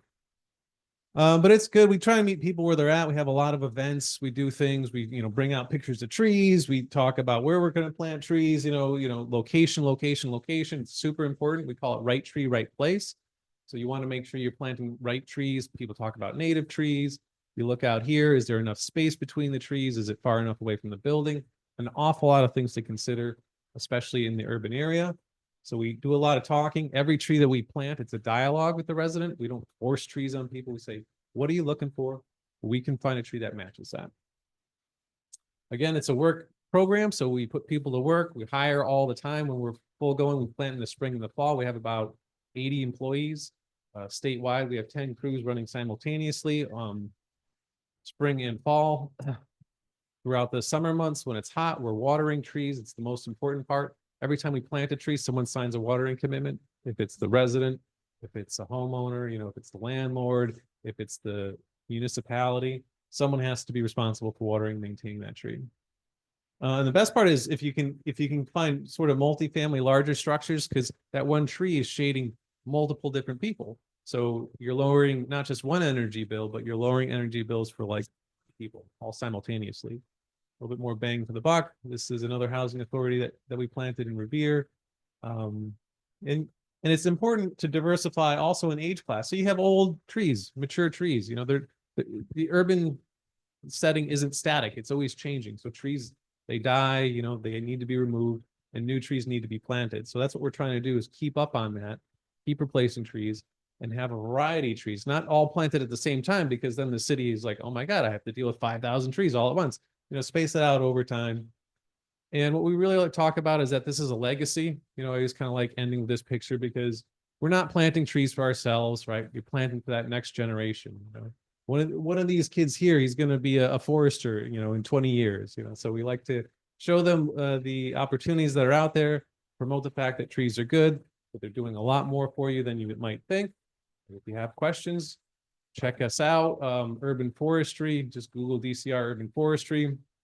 Tons of information, local ordinances, you know, anything you want to know about your local trees, it's there. Newsletters, information. Reach out, send us an email, give us a call. Happy to talk to you.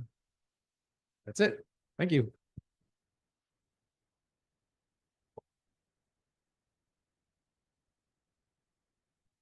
All right, hi again. I wanted to give a little bit of background on my job and all the exciting things I get to do before I jump into this project. So our department is new. The Department of Sustainability and Resilience was formed in 2021 after we completed our Green Worcester plan. And we've been staffing up since then. I was hired almost 3 years ago, one of the first staff in our department, and I'm a project manager, which means I get to work on a lot of different projects. I'm not necessarily an expert in every one of these things. So when Brittany said, oh, we have experts on forestry, I'm not a forestry expert. I just have a fun job where I get to do a lot of different things. And if anyone has questions about working for local government, it's a great way to make an impact. It can be kind of overwhelming to think, what can I do to help with these huge issues like climate change? And this is a great way to do it. You can make a real impact on a local level and see a difference. It's really a rewarding job. So our Green Worcester plan has 10 chapters on lots of different topics, going from zero waste to energy efficiency to resiliency. So we cover a lot of different things. And this project that I'm going to talk about is focused on resiliency. Does anyone know where this is in Worcester? It's close, yeah. So this is behind our main public library. There's a huge lot behind our public library that is very rarely full. And we wanted to plant some trees there. So there are a lot of big empty lots in Worcester that are obviously contributing to the heat island impact. And in dense urban cities, obviously that's a big issue. So in 2023, we applied for and received a grant from the state. It's called the Municipal Vulnerability Preparedness Grant. Not sure if anyone's familiar with that, but it's a really great state program that provides funding to municipalities to implement resilience-related projects. And so we received over $400,000 through that grant, and we hired a consulting firm, BSC Group, and then they subcontracted with another firm who's an expert in Miyawaki forest. They're a very specialized type of forest, so we needed experts in that. So we hired them, and then they were on board last December, and then we started this project in the new year. And it was a very accelerated time frame for us. We had to finish the whole project within a year because of the grant cycle. You use it or you lose the money. And we needed that money for this project. So we chose 2 locations for this project as a pilot project to plant these Miyawaki forests. The first one is here. We spent a lot of time trying to decide where should we use this money, where should we plant these forests. We have a GIS specialist in our department, and she did a lot of mapping to overlay where are environmental justice areas in the city, where is the most heat vulnerable areas, the lowest canopy, places that we could make a really big impact. And so this was one of them. And again, using a parking lot that isn't very full is a great way to reuse it. So we ripped up almost 7,000 square feet of pavement here and filled it with trees and shrubs and understory plants. So this was during our planting in the spring. We had over 100 volunteers come out to multiple planting days, people of all ages and abilities. We planted bare root trees, which you can see they basically look like little sticks. They're less expensive to buy, which is one of the main reasons we got them. And they're a great way to get a lot of trees in a dense area. We also have a bunch of shrubs that we placed in. At maturity, this forest will have 60 canopy trees, over 700 shrubs, and over 2,000 understory plants. We did not plant all of those this time, but we did plant the majority of them. We'll do an assessment in the spring and see how well these trees survived their first year, because this was April and May that we planted them. And when you have volunteers planting, sometimes you don't know if they'll survive or not. We had a lot of kids helping, which was awesome. I know that was a theme that other people are sharing, is it's really important for young people to be involved in these projects. And important for us to have the community involved, because the city can only do so much. We can plant these forests, but we want the community to be really invested and have a sense of ownership, that this is where you live, and feel proud of that. And I was just thrilled to see that the community really did care. We had such a positive response to this. Initially, we were concerned because a lot of people don't like it when you take parking spaces away. A lot of people think we need more parking. And of course, as environmentalists, we're like, no, we do not. We need more buses and bike lanes. We need more accessible transportation for more people. But it was a little bit difficult at first to get people on board with getting rid of parking spaces, but we did it. And it's funny because now, like recently, someone said to me, I was walking by and someone said to me, oh, that hasn't always been here. But it just feels like it fits. And you don't even think, oh, we're missing parking spaces. It's just like, oh, this is like a nice green patch where, it makes sense. You're walking along the sidewalk and it is going to look amazing.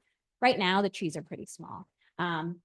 But I'll show you a more updated picture. So this was in the spring, our planting days for McGrath. Our second location was at Plumley Village, which is a private apartment complex where lower income folks live.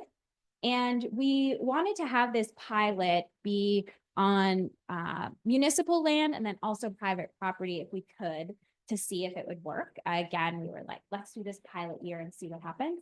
And we were able to find a partner who was interested in doing this with us. And so we did have to sign like an MOU, an agreement with them to make sure that they wouldn't like rip out all the trees and plant a new building there or something, because we were investing a lot of time and money. So this was a fabulous location because you can probably see in the top right, it's right next to the highway 290. And there are a lot of families that live there. You can also see there's a playground there. So there's a bunch of kids and families that are playing right next to the highway. There's a lot of noise and pollution, and it's very hot there too. Again, like right in the center of the city. So this was also a great location. So we turned there's 8,000 or 9,000 square feet of just an open grassy area into this new Miyawaki forest. So the Miyawaki forests are exciting because they're kind of a newer thing around here. We are the first municipality to rip up pavement to put in a Miyawaki forest, and these are the two largest at the time of our building of them in the state, which was really cool to be part of that. There's a couple in Cambridge and Air Devons, and we were able to learn from them about how to install these forests. And they're great because they're these really dense, multi-canopied forests that you're trying to mimic an old growth forest in the middle of a city, which is really hard to do because I'm sure you've heard, like, you know, growing these trees, as the previous woman was saying, 300 years back has an impact on what the trees look like now. So we're trying to create a really fast growing forest to try to mimic these forests that have been around for a long time, to really get the benefits of increasing biodiversity, reducing heat, reducing flooding, improving air quality for people who live downtown. So there's a lot of benefits to them. And the method of Miyawaki forest, it was a man in Japan who created this method. His last name was Miyawaki, so that's where the name comes from. And so we were the third or fourth to do it in the state, and it's kind of spreading, which is really great to see. And we hope to continue to see a spread of these forests. So you can see in just 5 months, I took these pictures last month. You can see the top is what McGrath parking lot looked like. And then you can see the black fenced in area. Some of the trees have already grown that much. And that's just in 5 months. It's already a green space. And then this is a rendering at the bottom from our consultants to predict what the forest can look like at maturity. So 10 plus years from now, you'll be walking by and you'll barely be able to see the buildings, and hopefully it'll be cooler and won't have to worry about as much flooding in the parking lot. And again, I know some students were talking about how it feels to live in places with more trees. It's just a nicer feeling, nicer community. And anytime you're walking down the street and you feel like a little bit of shade, and you walk into the sun, you're like, having trees around is just so nice, right? So that's the McGrath, and then the Plumley Village, the apartment complex. You can see it was just a grassy field, and now you can see what it's looking like now, and what it's projected to look like in 10 plus years at maturity. So I just wanted to share too, like this, you know, this is a little summary of what we were able to accomplish in the last year. And if you want to do kind of a deeper dive, we have a story map that has a lot of details about what we did during this project. And you can learn all about that. And then you can always contact me too if you're interested. And of course, I'll take questions. But this was a really fun project to be part of. It's kind of a creative way to add trees into a city that doesn't have much space.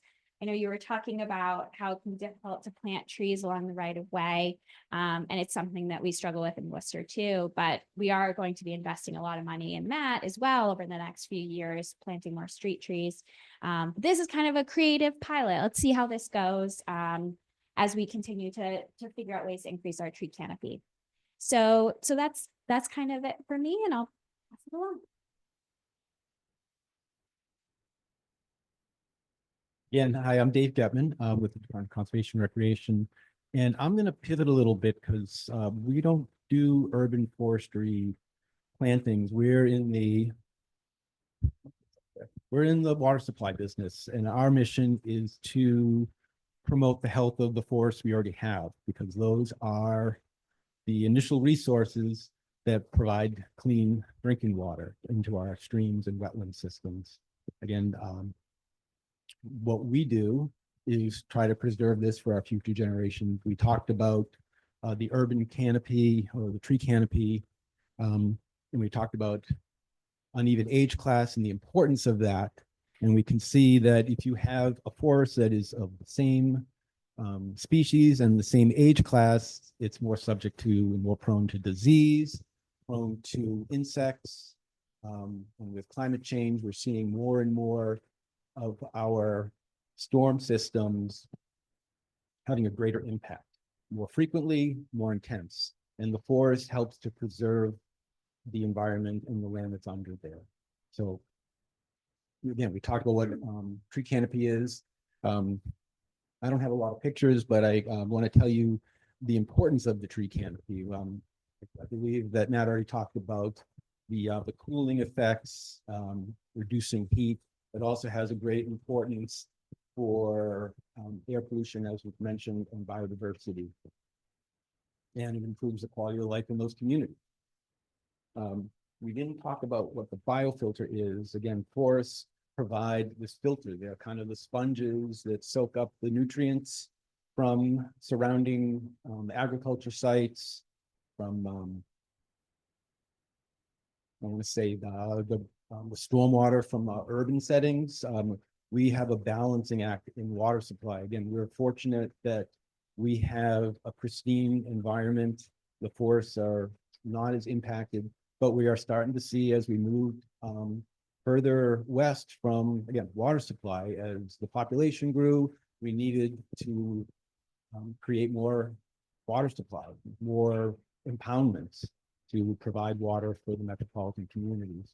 And as we move further west, we learned the forest is important. Land preservation, land acquisition is what's going to provide the highest quality output of water supply, to the water supply. And by the time we actually got out to the Quabbin Reservoir, out in your neck of the woods, we own a significant part of that watershed. And again, the watershed, as I mentioned earlier, in the water section, is that area which provides through runoff into our streams and water and our wetland resources, the water needed for drinking water supply in our case. So the way we measure the importance and the water quality is we are out there sampling our streams. We are doing actual studies of forests that are left intact and ones that have been harvested and managed. And we're noticing that when you remove trees, you end up having higher quantity of water coming off, because you're not having that being the runoff, the stormwater being kind of soaked up by the nutrients, by the forest floor. And again, with that tree canopy, you're having it broken up, so you're not seeing the runoff that's now carrying a lot of sediment load. So again, forests provide best water quality, so we're trying to preserve that. And we have sampling all throughout of our the watershed to kind of measure that and maintain that healthy system. And we've learned that the healthy forest ensures the best protection. Again, we serve 3 million people in the Boston area, so it's important to provide that that these forests remain intact. Another way that we are trying to work with some of these other communities, again, I work out of the Wachusett Reservoir, so Holden, Sterling, West Boylston, Princeton, and Rutland, these are more developed communities, especially here you look around, there's a lot of development people need to live somewhere. So what we're trying to do in these areas, we don't do tree planting, but what we do is we talk about rain gardens. And rain gardens are similar to these tree plantings in the sense that they are collecting that runoff and holding it and soaking up some of those nutrients and sediments and then slowly releasing them back into the ground. There may be overflows, so they go back into the stormwater system. So another way to protect and kind of simulate the forest is to put in these rain gardens, and they can vary in size and shape and location. But the ultimate goal is providing clean water and a healthy environment for the folks that live in those areas. And I was short, but I think that's what I have. Speaker 4 is going to wrap it up for you. Awesome. Thank you all. Yeah, a lot of great information. Great to hear from people that are doing the work on the ground. I think we're just going to open it up to questions. For Brittany and I could come up with a bunch, but does anyone have any questions that came up? Yeah. Oh, here, I'll give you a microphone. So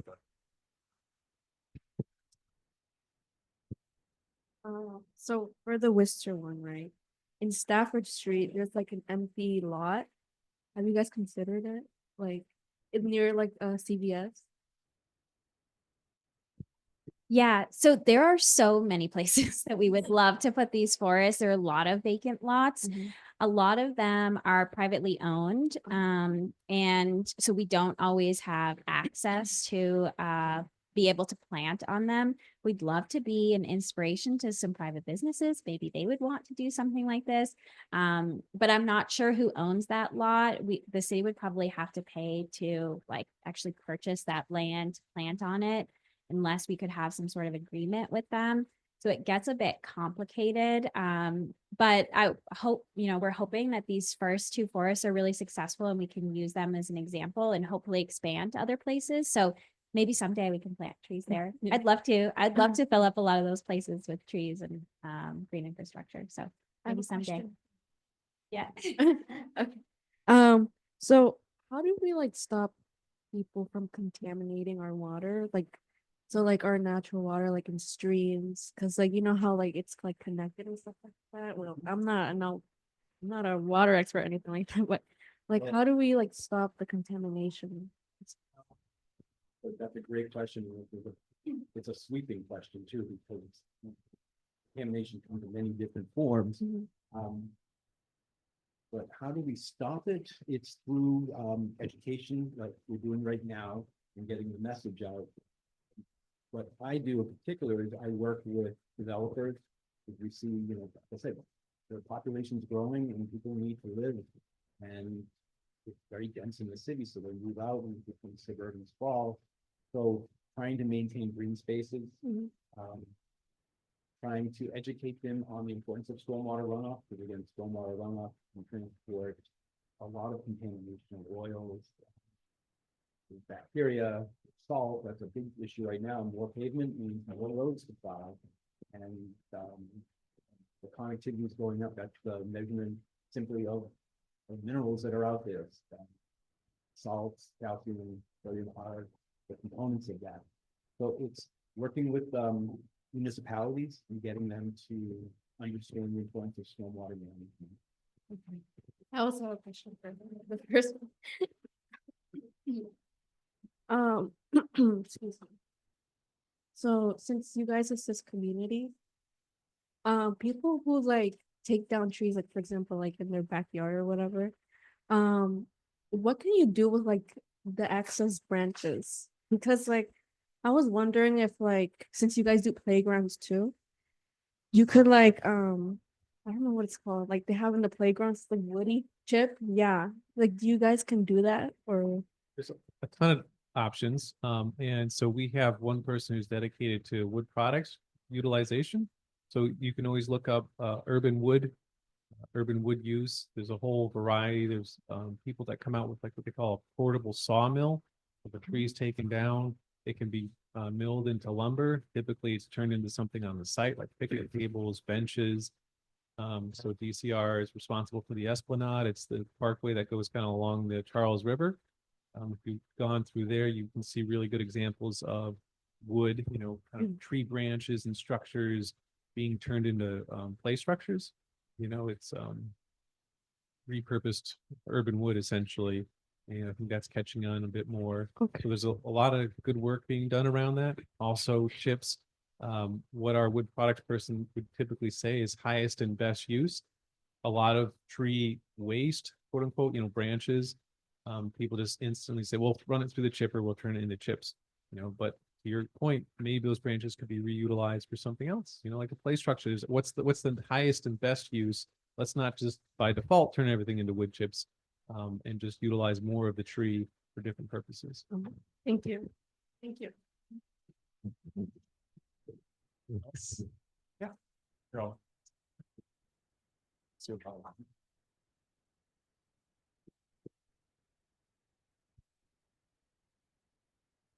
So we're like, where we live, there's like, they're expanding like Route 20 to be bigger. So I was just wondering like, what is really like the impact on the environment on that and how can we like mitigate it? Or, you know, if we're making Route 20 like bigger. Where do you live? It's now a Walmart, they're like, getting it to the Route 20, which goes to. I can answer to that. So again, this goes back to the question that was asked earlier about information. By expanding the road system, you are increasing the opportunity for temperature changes and for stormwater to gain velocity, cause erosion.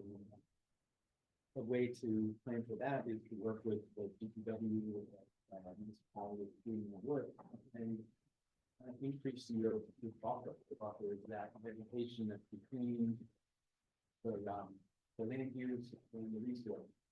So by increasing the buffer, you're probably going to reduce the amount of heat that you release from roads during the summer. You're hopefully increasing biodiversity as well along that border. You can also use during snow events, kind of get them to think about how they address snow removal. We touched upon that earlier about innovative technologies instead of using salt and sand, use brine solution to alter them. It's just as effective, it uses less material, and the outcome so runoff. Not going to impact the value. You have a follow-up to that. I can add a little bit more too. So at the state level, you have what's called mass general laws, and there's a lot of information out there around what to do in terms of redevelopment, you know, things like that. But because we're a Commonwealth, every city and town has their own local laws, right? And you have an ordinance if it's a city or a bylaw if it's a town. And something that we promote from my office is tree ordinances, like protection, tree bylaws, that cities and towns can put in place to strengthen what's already out there for a mass general law. So some of the stuff that you're talking about happens through your planning board. So maybe there's a whole nother workshop on just how to interface with your city or town, because there's so many layers to it. You know, is it highway department? Is it planning board? There's a lot of these things that sort of trigger what has to happen. So our recommendation is always work with your tree committee. It's a group of volunteers that work typically with your tree warden. And that's a person appointed in all 351 cities and towns are supposed to have a tree warden. That's been in place for over 100 years in this state, believe it or not. And that's the person responsible for public trees. And you can say, okay, hey, private property, you're doing this big redevelopment plan, but that's going to trigger this clause in our bylaw that says you need to plant, you know, X number of trees. So there are studies and there are professionals that can help with that, saying, okay, what's the mitigation? There's a lot of talk about that now. How many trees does it take to offset that increased amount of traffic or that increased amount of impervious? And so getting those rules on the book, it helps everybody. It helps the developers. It's unambiguous. They know exactly what they have to do. If they can't put trees into this certain location, they can pay into a fund, which can then help the city plant its next Milwaukee Forest or on the other project. So there are a lot of really good ideas out there. It's not uniform, but that's why you should check with your local government on what they're doing in these situations.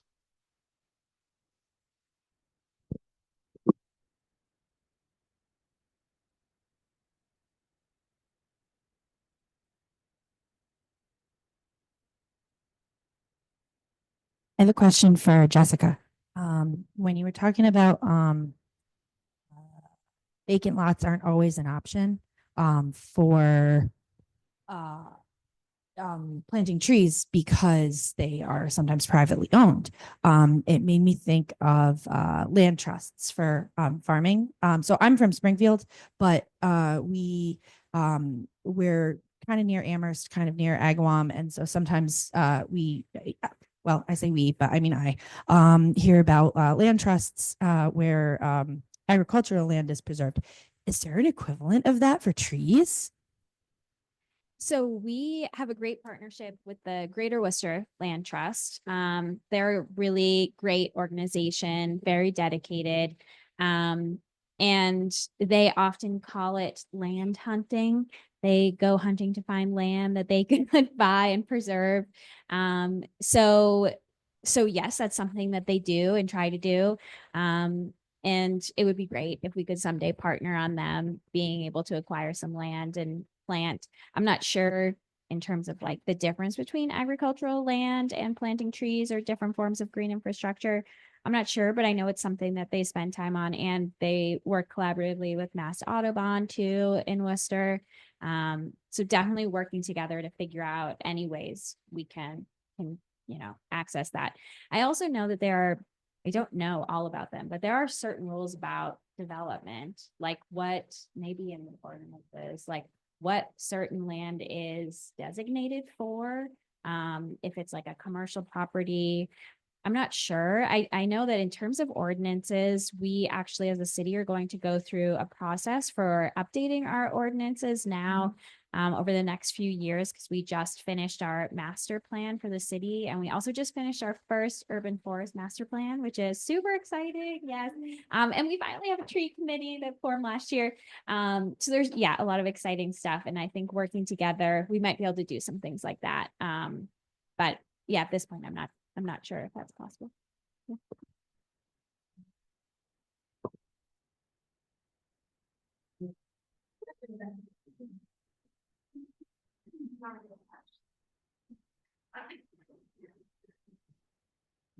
So I also have a question for Jess. And so you said that you plant trees, and I was wondering if you've ever like tried to or have heard about people planting like green roofs and how that would work, because obviously it's a building, so people own it. So would that be like something that the owner would have to decide on? Yeah, green roofs are really exciting too. We personally don't have any for city buildings. I know there are some universities in Worcester that do have green roofs. We don't have any right now. There's a lot of maintenance considerations, and some of our buildings are older. And during our heat study a couple years ago, I mentioned that we did this heat study with another consultant through Georgia Tech to figure out the most heat vulnerable areas in the city. And that's sometimes how we make decisions on how we do resilience related projects. And they were looking at the health of people who live in these heat vulnerable areas. And they looked at different types of solutions like white roofs. How impactful would it be if we started painting our roofs white, or our roads or our sidewalks, or planting trees? And all of their assessments found that planting trees was the most successful way to reduce heat in these areas of the city. And the green roofs weren't really part of that because there's a lot that goes into them. I don't know that we would do it on a city building. We do have other green infrastructure projects that we work on, like planting rain gardens and bioswales on city property. That's a big thing we're working on right now at our senior center. We also got a grant to do that, looking at other areas that are experiencing flooding. We do have a stormwater master plan process that we're going through over the past 2 years to figure out green infrastructure solutions, nature-based solutions to flooding in the city. So I would love if we did more green roofs. I'm just not sure that it makes sense right now with our building stock. Another question here?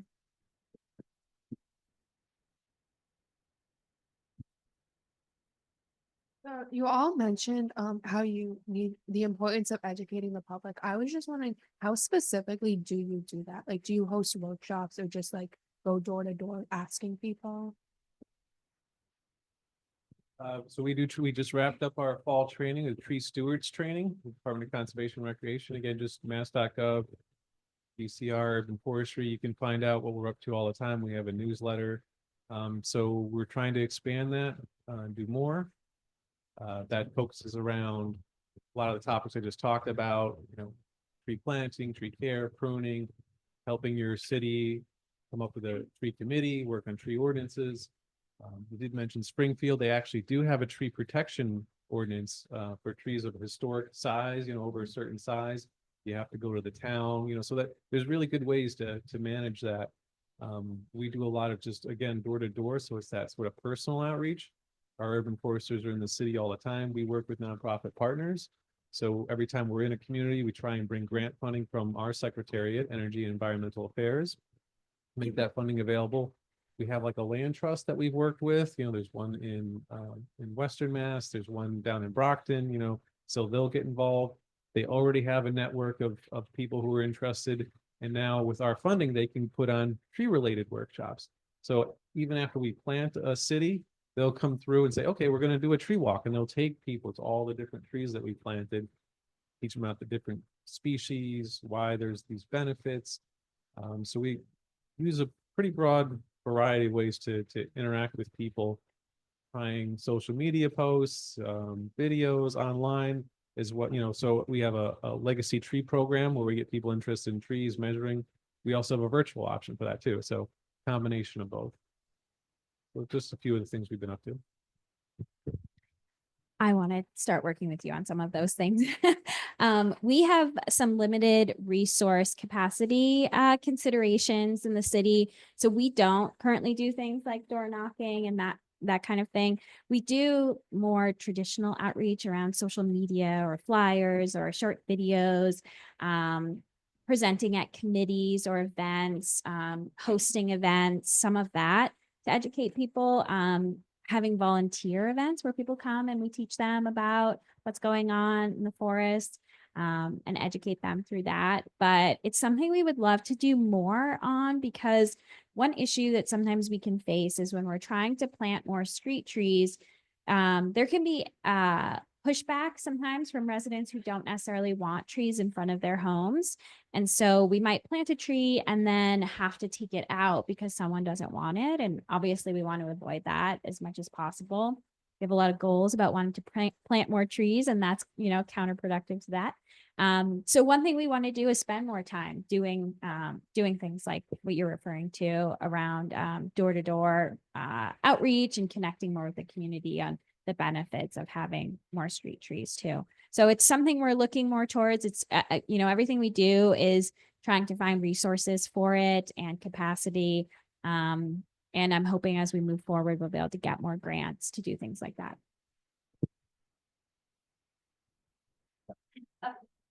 I also have another question. Have you guys ever considered working with wildlife organizations as trees, and water, stuff like that? It's very useful for wildlife, but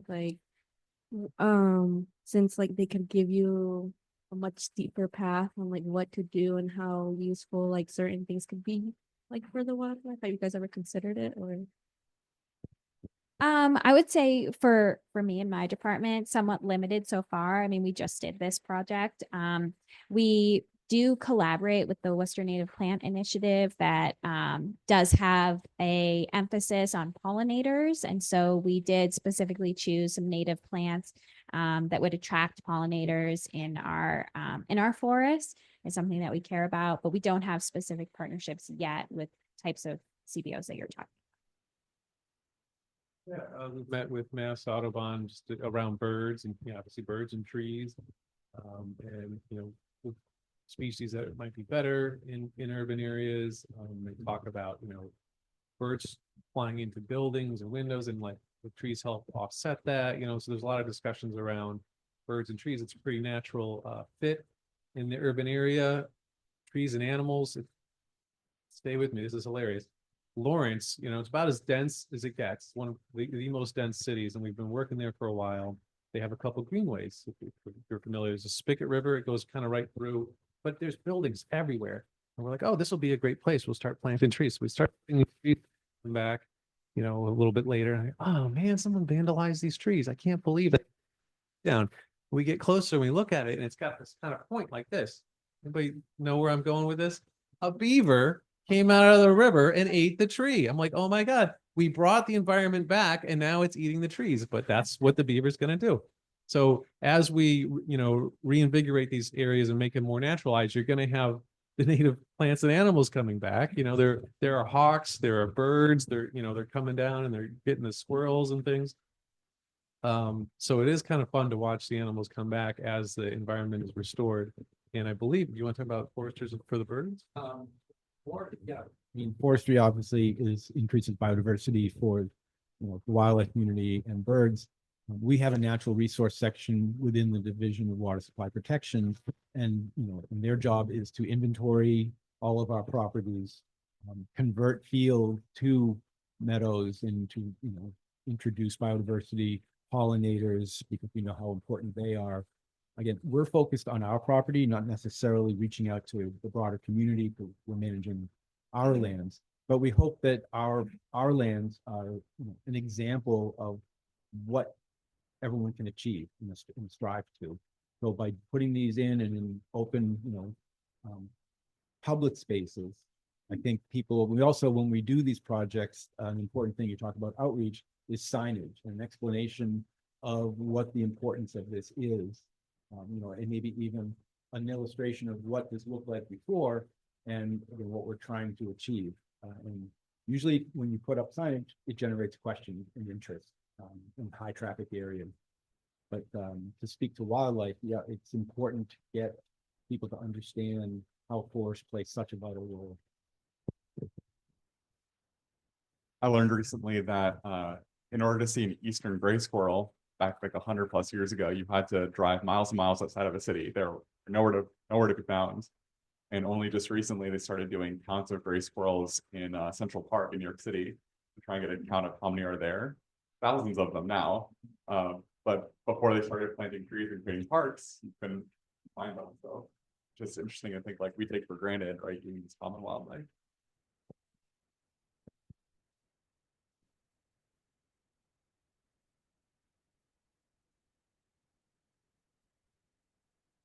I was wondering how like college jobs and like how old you have to be, do you have to have a specific degree?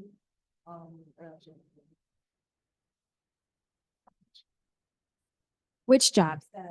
Any of them, So it depends on what, like, if you wanted to work for a municipality, it depends on the type of job. Often you need a high school degree, or equivalent. Depending on the type of job, you might need, higher education. If you want to do something like working in the forestry department, you might just need a high school degree. And some of them are very entry level, so you can go in and just learn a lot, which is just really good experience. For my job, I needed to have many years of experience and an additional degree. But again, it depends on the department and the work that you'd like to do. Yeah, we hire the whole spectrum. We have seasonal, it's a seasonal, work that we do spring and fall. Typically those 3 months in the spring and fall, it's very, very heavy for our work process. So we have short-term labor positions and no requirement. You just have to apply. You can work for just the one season, you can work for both seasons. Then it goes up a notch. There's a long-term labor position, and that's you actually get union benefits. You get recalled back. You can work about 10 months out of the year. You take a break and you come back the next season. Then you start getting the full-time positions where we have like foresters. We have a whole bunch of people. It takes a whole lot to get these programs done. We have accountants, geographic information system, computer specialists, HR people. So there's a whole range of jobs behind this green industry, so to speak. So again, if you're interested, get in at the ground level. It's a career ladder, and we really work to teach people and show you what the industry is and where you can go from here. And it just takes off in a whole bunch of different directions, because the path could lead you anywhere.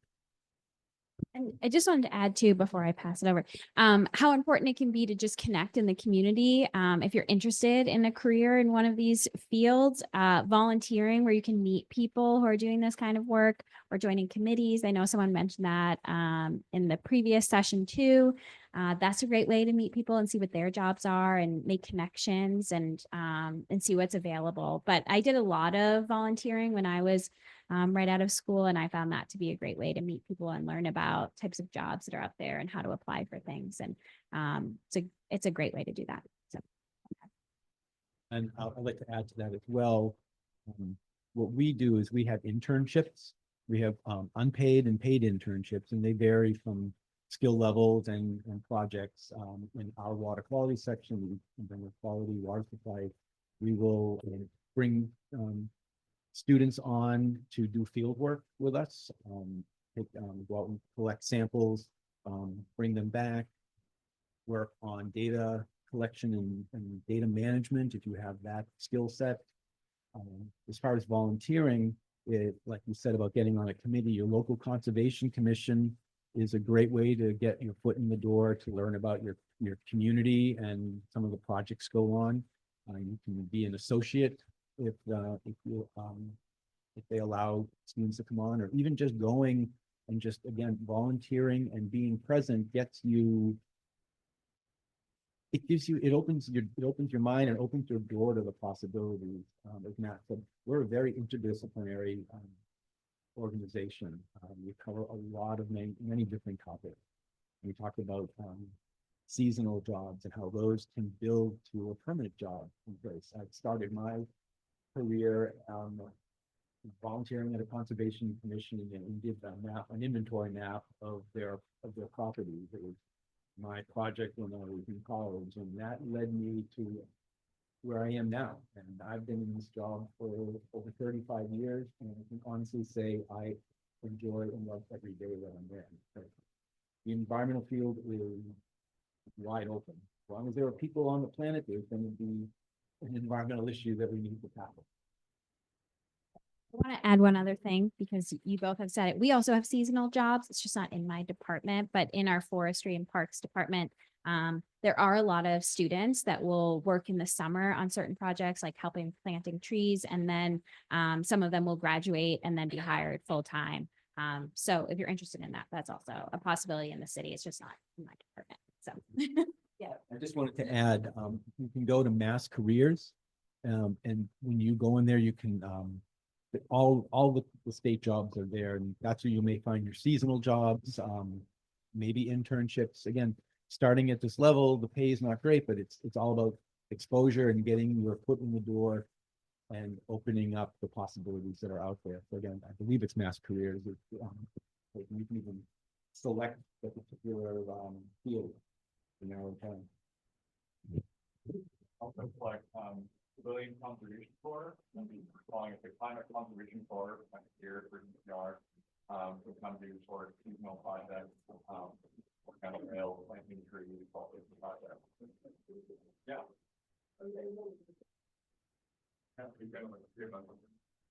Yeah, so I live on the airport, like I live near it, I can walk up there in 5 minutes. And we have kind of like a small forest that leads into a bigger forest. So in the smaller forest, our neighborhood usually puts our leaves there or like branches and other stuff. I was wondering if that's like okay for the environment, and if it's like if we're putting too much and it's not decomposing as fast, or is it okay for the animals to have like more of the leaves for the habitat and general stuff like that. The short answer is yes. Leaving that debris, which we call slash, when you're doing a forestry operation, we require some of that to be on the ground, but it's a balancing act, especially now given drought conditions and climate change. We're seeing longer periods of drought. We're seeing increased temperatures. So that can also function as a forest fuel, which, as was mentioned earlier, you're out there trying to now suppress these fires. We're seeing more and more. We're in a red flag status right now. So leaving that material on the ground has benefit, but also depending on the climate situation, it can lead to other problems. But by and large, leaving that material there is fine. You don't want to deposit a whole bunch of material next to a resource, because that can, decomposition or the biomass could have some impact on it. This is also. some food, like if we're making applesauce, we'll take the apple remnants and throw it outside. Is that okay? Because I know it can attract bigger animals that shouldn't be there specifically, but is it okay? From time to time. We call that random compost. So ideally, you'd want to put it in, so you can actually get the benefit from that waste product. But as far as just randomly tossing it into the woods, I don't know if you could technically call that littering, but it does provide food for some animals. It also can be, toxic to others. So I'm not a biologist, but just from my life experience, spreading that out should not be a problem. You don't want to toss it into a stream or a water course, but yeah, it has benefit, but you don't want to do a large volume. If you start dumping a lot there, then it's going to have nutrient impact. You can have animals come out and eat and defecate, and now you've created another pathway for impact. Thank you. I'll just speak to that real quick. Urban orchards. We're talking about urban forestry. A lot of people ask, what about apple trees? What about fruit trees? What about an urban orchard? Great idea if you're ready to maintain it. It's like a puppy. It's a lot of work. All right. Make sure you sign up for the long haul. So we've had plenty of schools create urban orchards and then not maintain them. And then all the fruit falls down on the ground. Like I said, in the middle, all the rodents start coming out. People say, oh, it's attracting all these rats. Well, no one's maintaining, no one's cleaning up, no one's harvesting, so you have to have a long-term plan. You have to have maintenance. Lots of buy-in. So great ideas in the right places, but also because it's urban, there's lots of people around, there's also lots of impact. And you may be doing one thing, but you're impacting several other people who weren't a part of the process. So it's a discussion and just needs a lot of planning. So a bit of a balance, with all this, and we'll see how it all goes years from now. Because sometimes you see these great Milwaukee forest ideas, and it makes me think of areas that I've already seen that just came up because it was a Norway maple stand off to the side, and then forestry department came in and levels the place because the police didn't like it because it was a screen, and so there's a lot of balancing to be done in the urban forest. There's a lot of competing interests, and we all just kind of have to find that equilibrium where we can make it work for everyone for the betterment of all, because that's really the point behind our urban community forestry program. Yeah, so I know food waste isn't a focus here, but we'll plug Mass DEP. They sometimes have composting programs. Local cities and towns sometimes can give you compost bins. So definitely prefer that to recycle our food waste rather than throwing it out where we can. What makes a Milwaukee forest? Like, So they're multi-canopy, so you're planting a lot of different types of trees, native plants, being thoughtful. I know that you had mentioned too, like you don't want all of the same types of trees, then they're susceptible to diseases. And very dense, so you're planting the trees very close together. They compete for the sunlight, so they grow quickly. They're between 1,000 and 10,000 square feet. They're small. And their maintenance is needed for the first 3-ish years. And then after that, they're kind of self-sustaining, compared to other types of trees where if you're planting along the street, you need to, be mindful about like watering and, trimming. So they're not too close to power lines, or thinking about how their roots might be impacting accessibility for people using wheelchairs on sidewalks or things like that. So this is just like super dense rather than spreading out the trees. The types of trees are very intentional, and they grow quickly because they're competing for resources. They don't need a lot of inputs over time. General concept. Questions?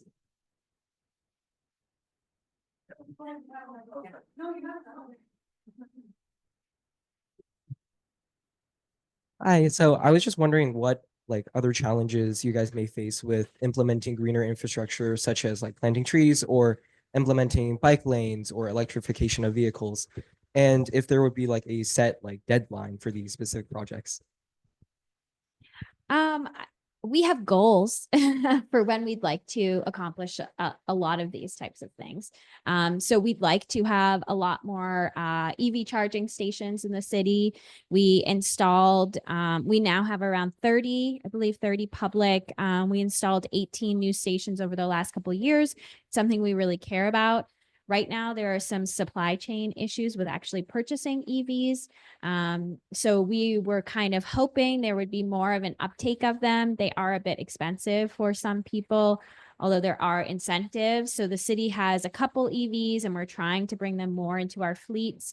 Also trying to be creative about other ways we can electrify equipment. So we just purchased a couple of lawnmowers that are electric and we were able to get incentives for those. And our DPW really loves those. They're like nice and quiet and fast. And so try to be creative around electrification.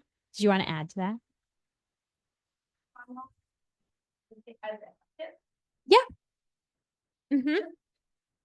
In the community I live in, we have converted all of our power to electric. You need multiple batteries. You need to be stacking. Because they do eat up a lot of batteries, but you need a large area or if you have the gas here to get on. Another thing is, no mow May, so implement some kind of strategy to reduce mowing. That's ideal. That long that is something about mow medium to in a watershed. Electric is like I said, it's challenging with the number. Yeah, there are a lot of challenges with that. There's capacity in the grid. Where can we install charging stations? That's a big part of it. We need people to purchase them, make that accessible. Then we need them to be able to charge them. But we do have goals of installing more charging stations and electrifying our fleet. In terms of green infrastructure, it's something we're working on. There's always funding that we are applying for grants and looking for funding for those things. I think we've talked a little bit about trade-offs of where you're placing different projects and working collaboratively across departments because there can be competing interests. I mentioned like we want our sidewalks to be accessible. And so that means we have to be careful about or intentional about the kind of trees that we plant. We just completed a mobility action plan in the city, and part of that is to install more bike lanes. We're testing that out in certain areas of the city. Part of that is there can be a challenge with culture. So getting people who aren't used to things like bike lanes to be kind of on board with that can be difficult because sometimes that does mean, like I mentioned, parking, right? You might have to remove some parking to have enough space to add bike paths along a road. And so that's something to consider is how the public feels about certain issues, and getting the public on board is really important to have that community support. So we have a lot of goals for these things. I don't know that really there's a deadline, but we're hoping to achieve some of these things over the next 10, 15 years.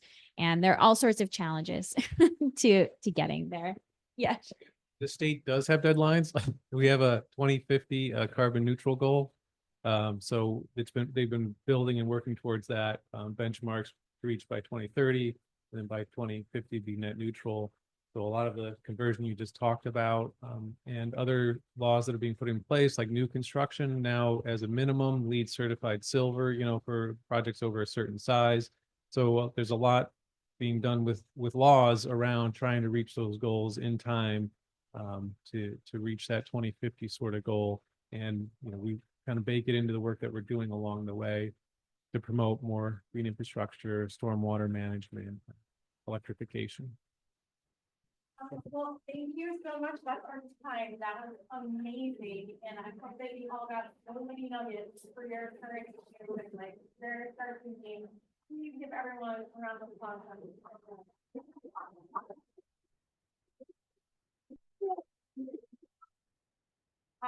You'll be around, right? If you want questions. Great.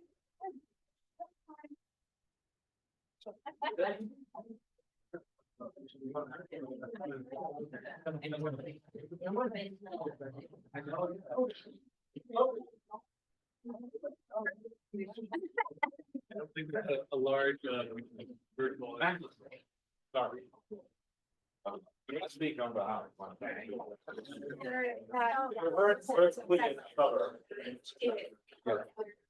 We, yeah, tight. You said no, May. And we see a lot of. You said no, May. Yeah, this. So in spring, you're gonna have a double lot. Can I, yeah, no, I'm in the course to. Because go to the end, go right to the, yeah, go right to the end.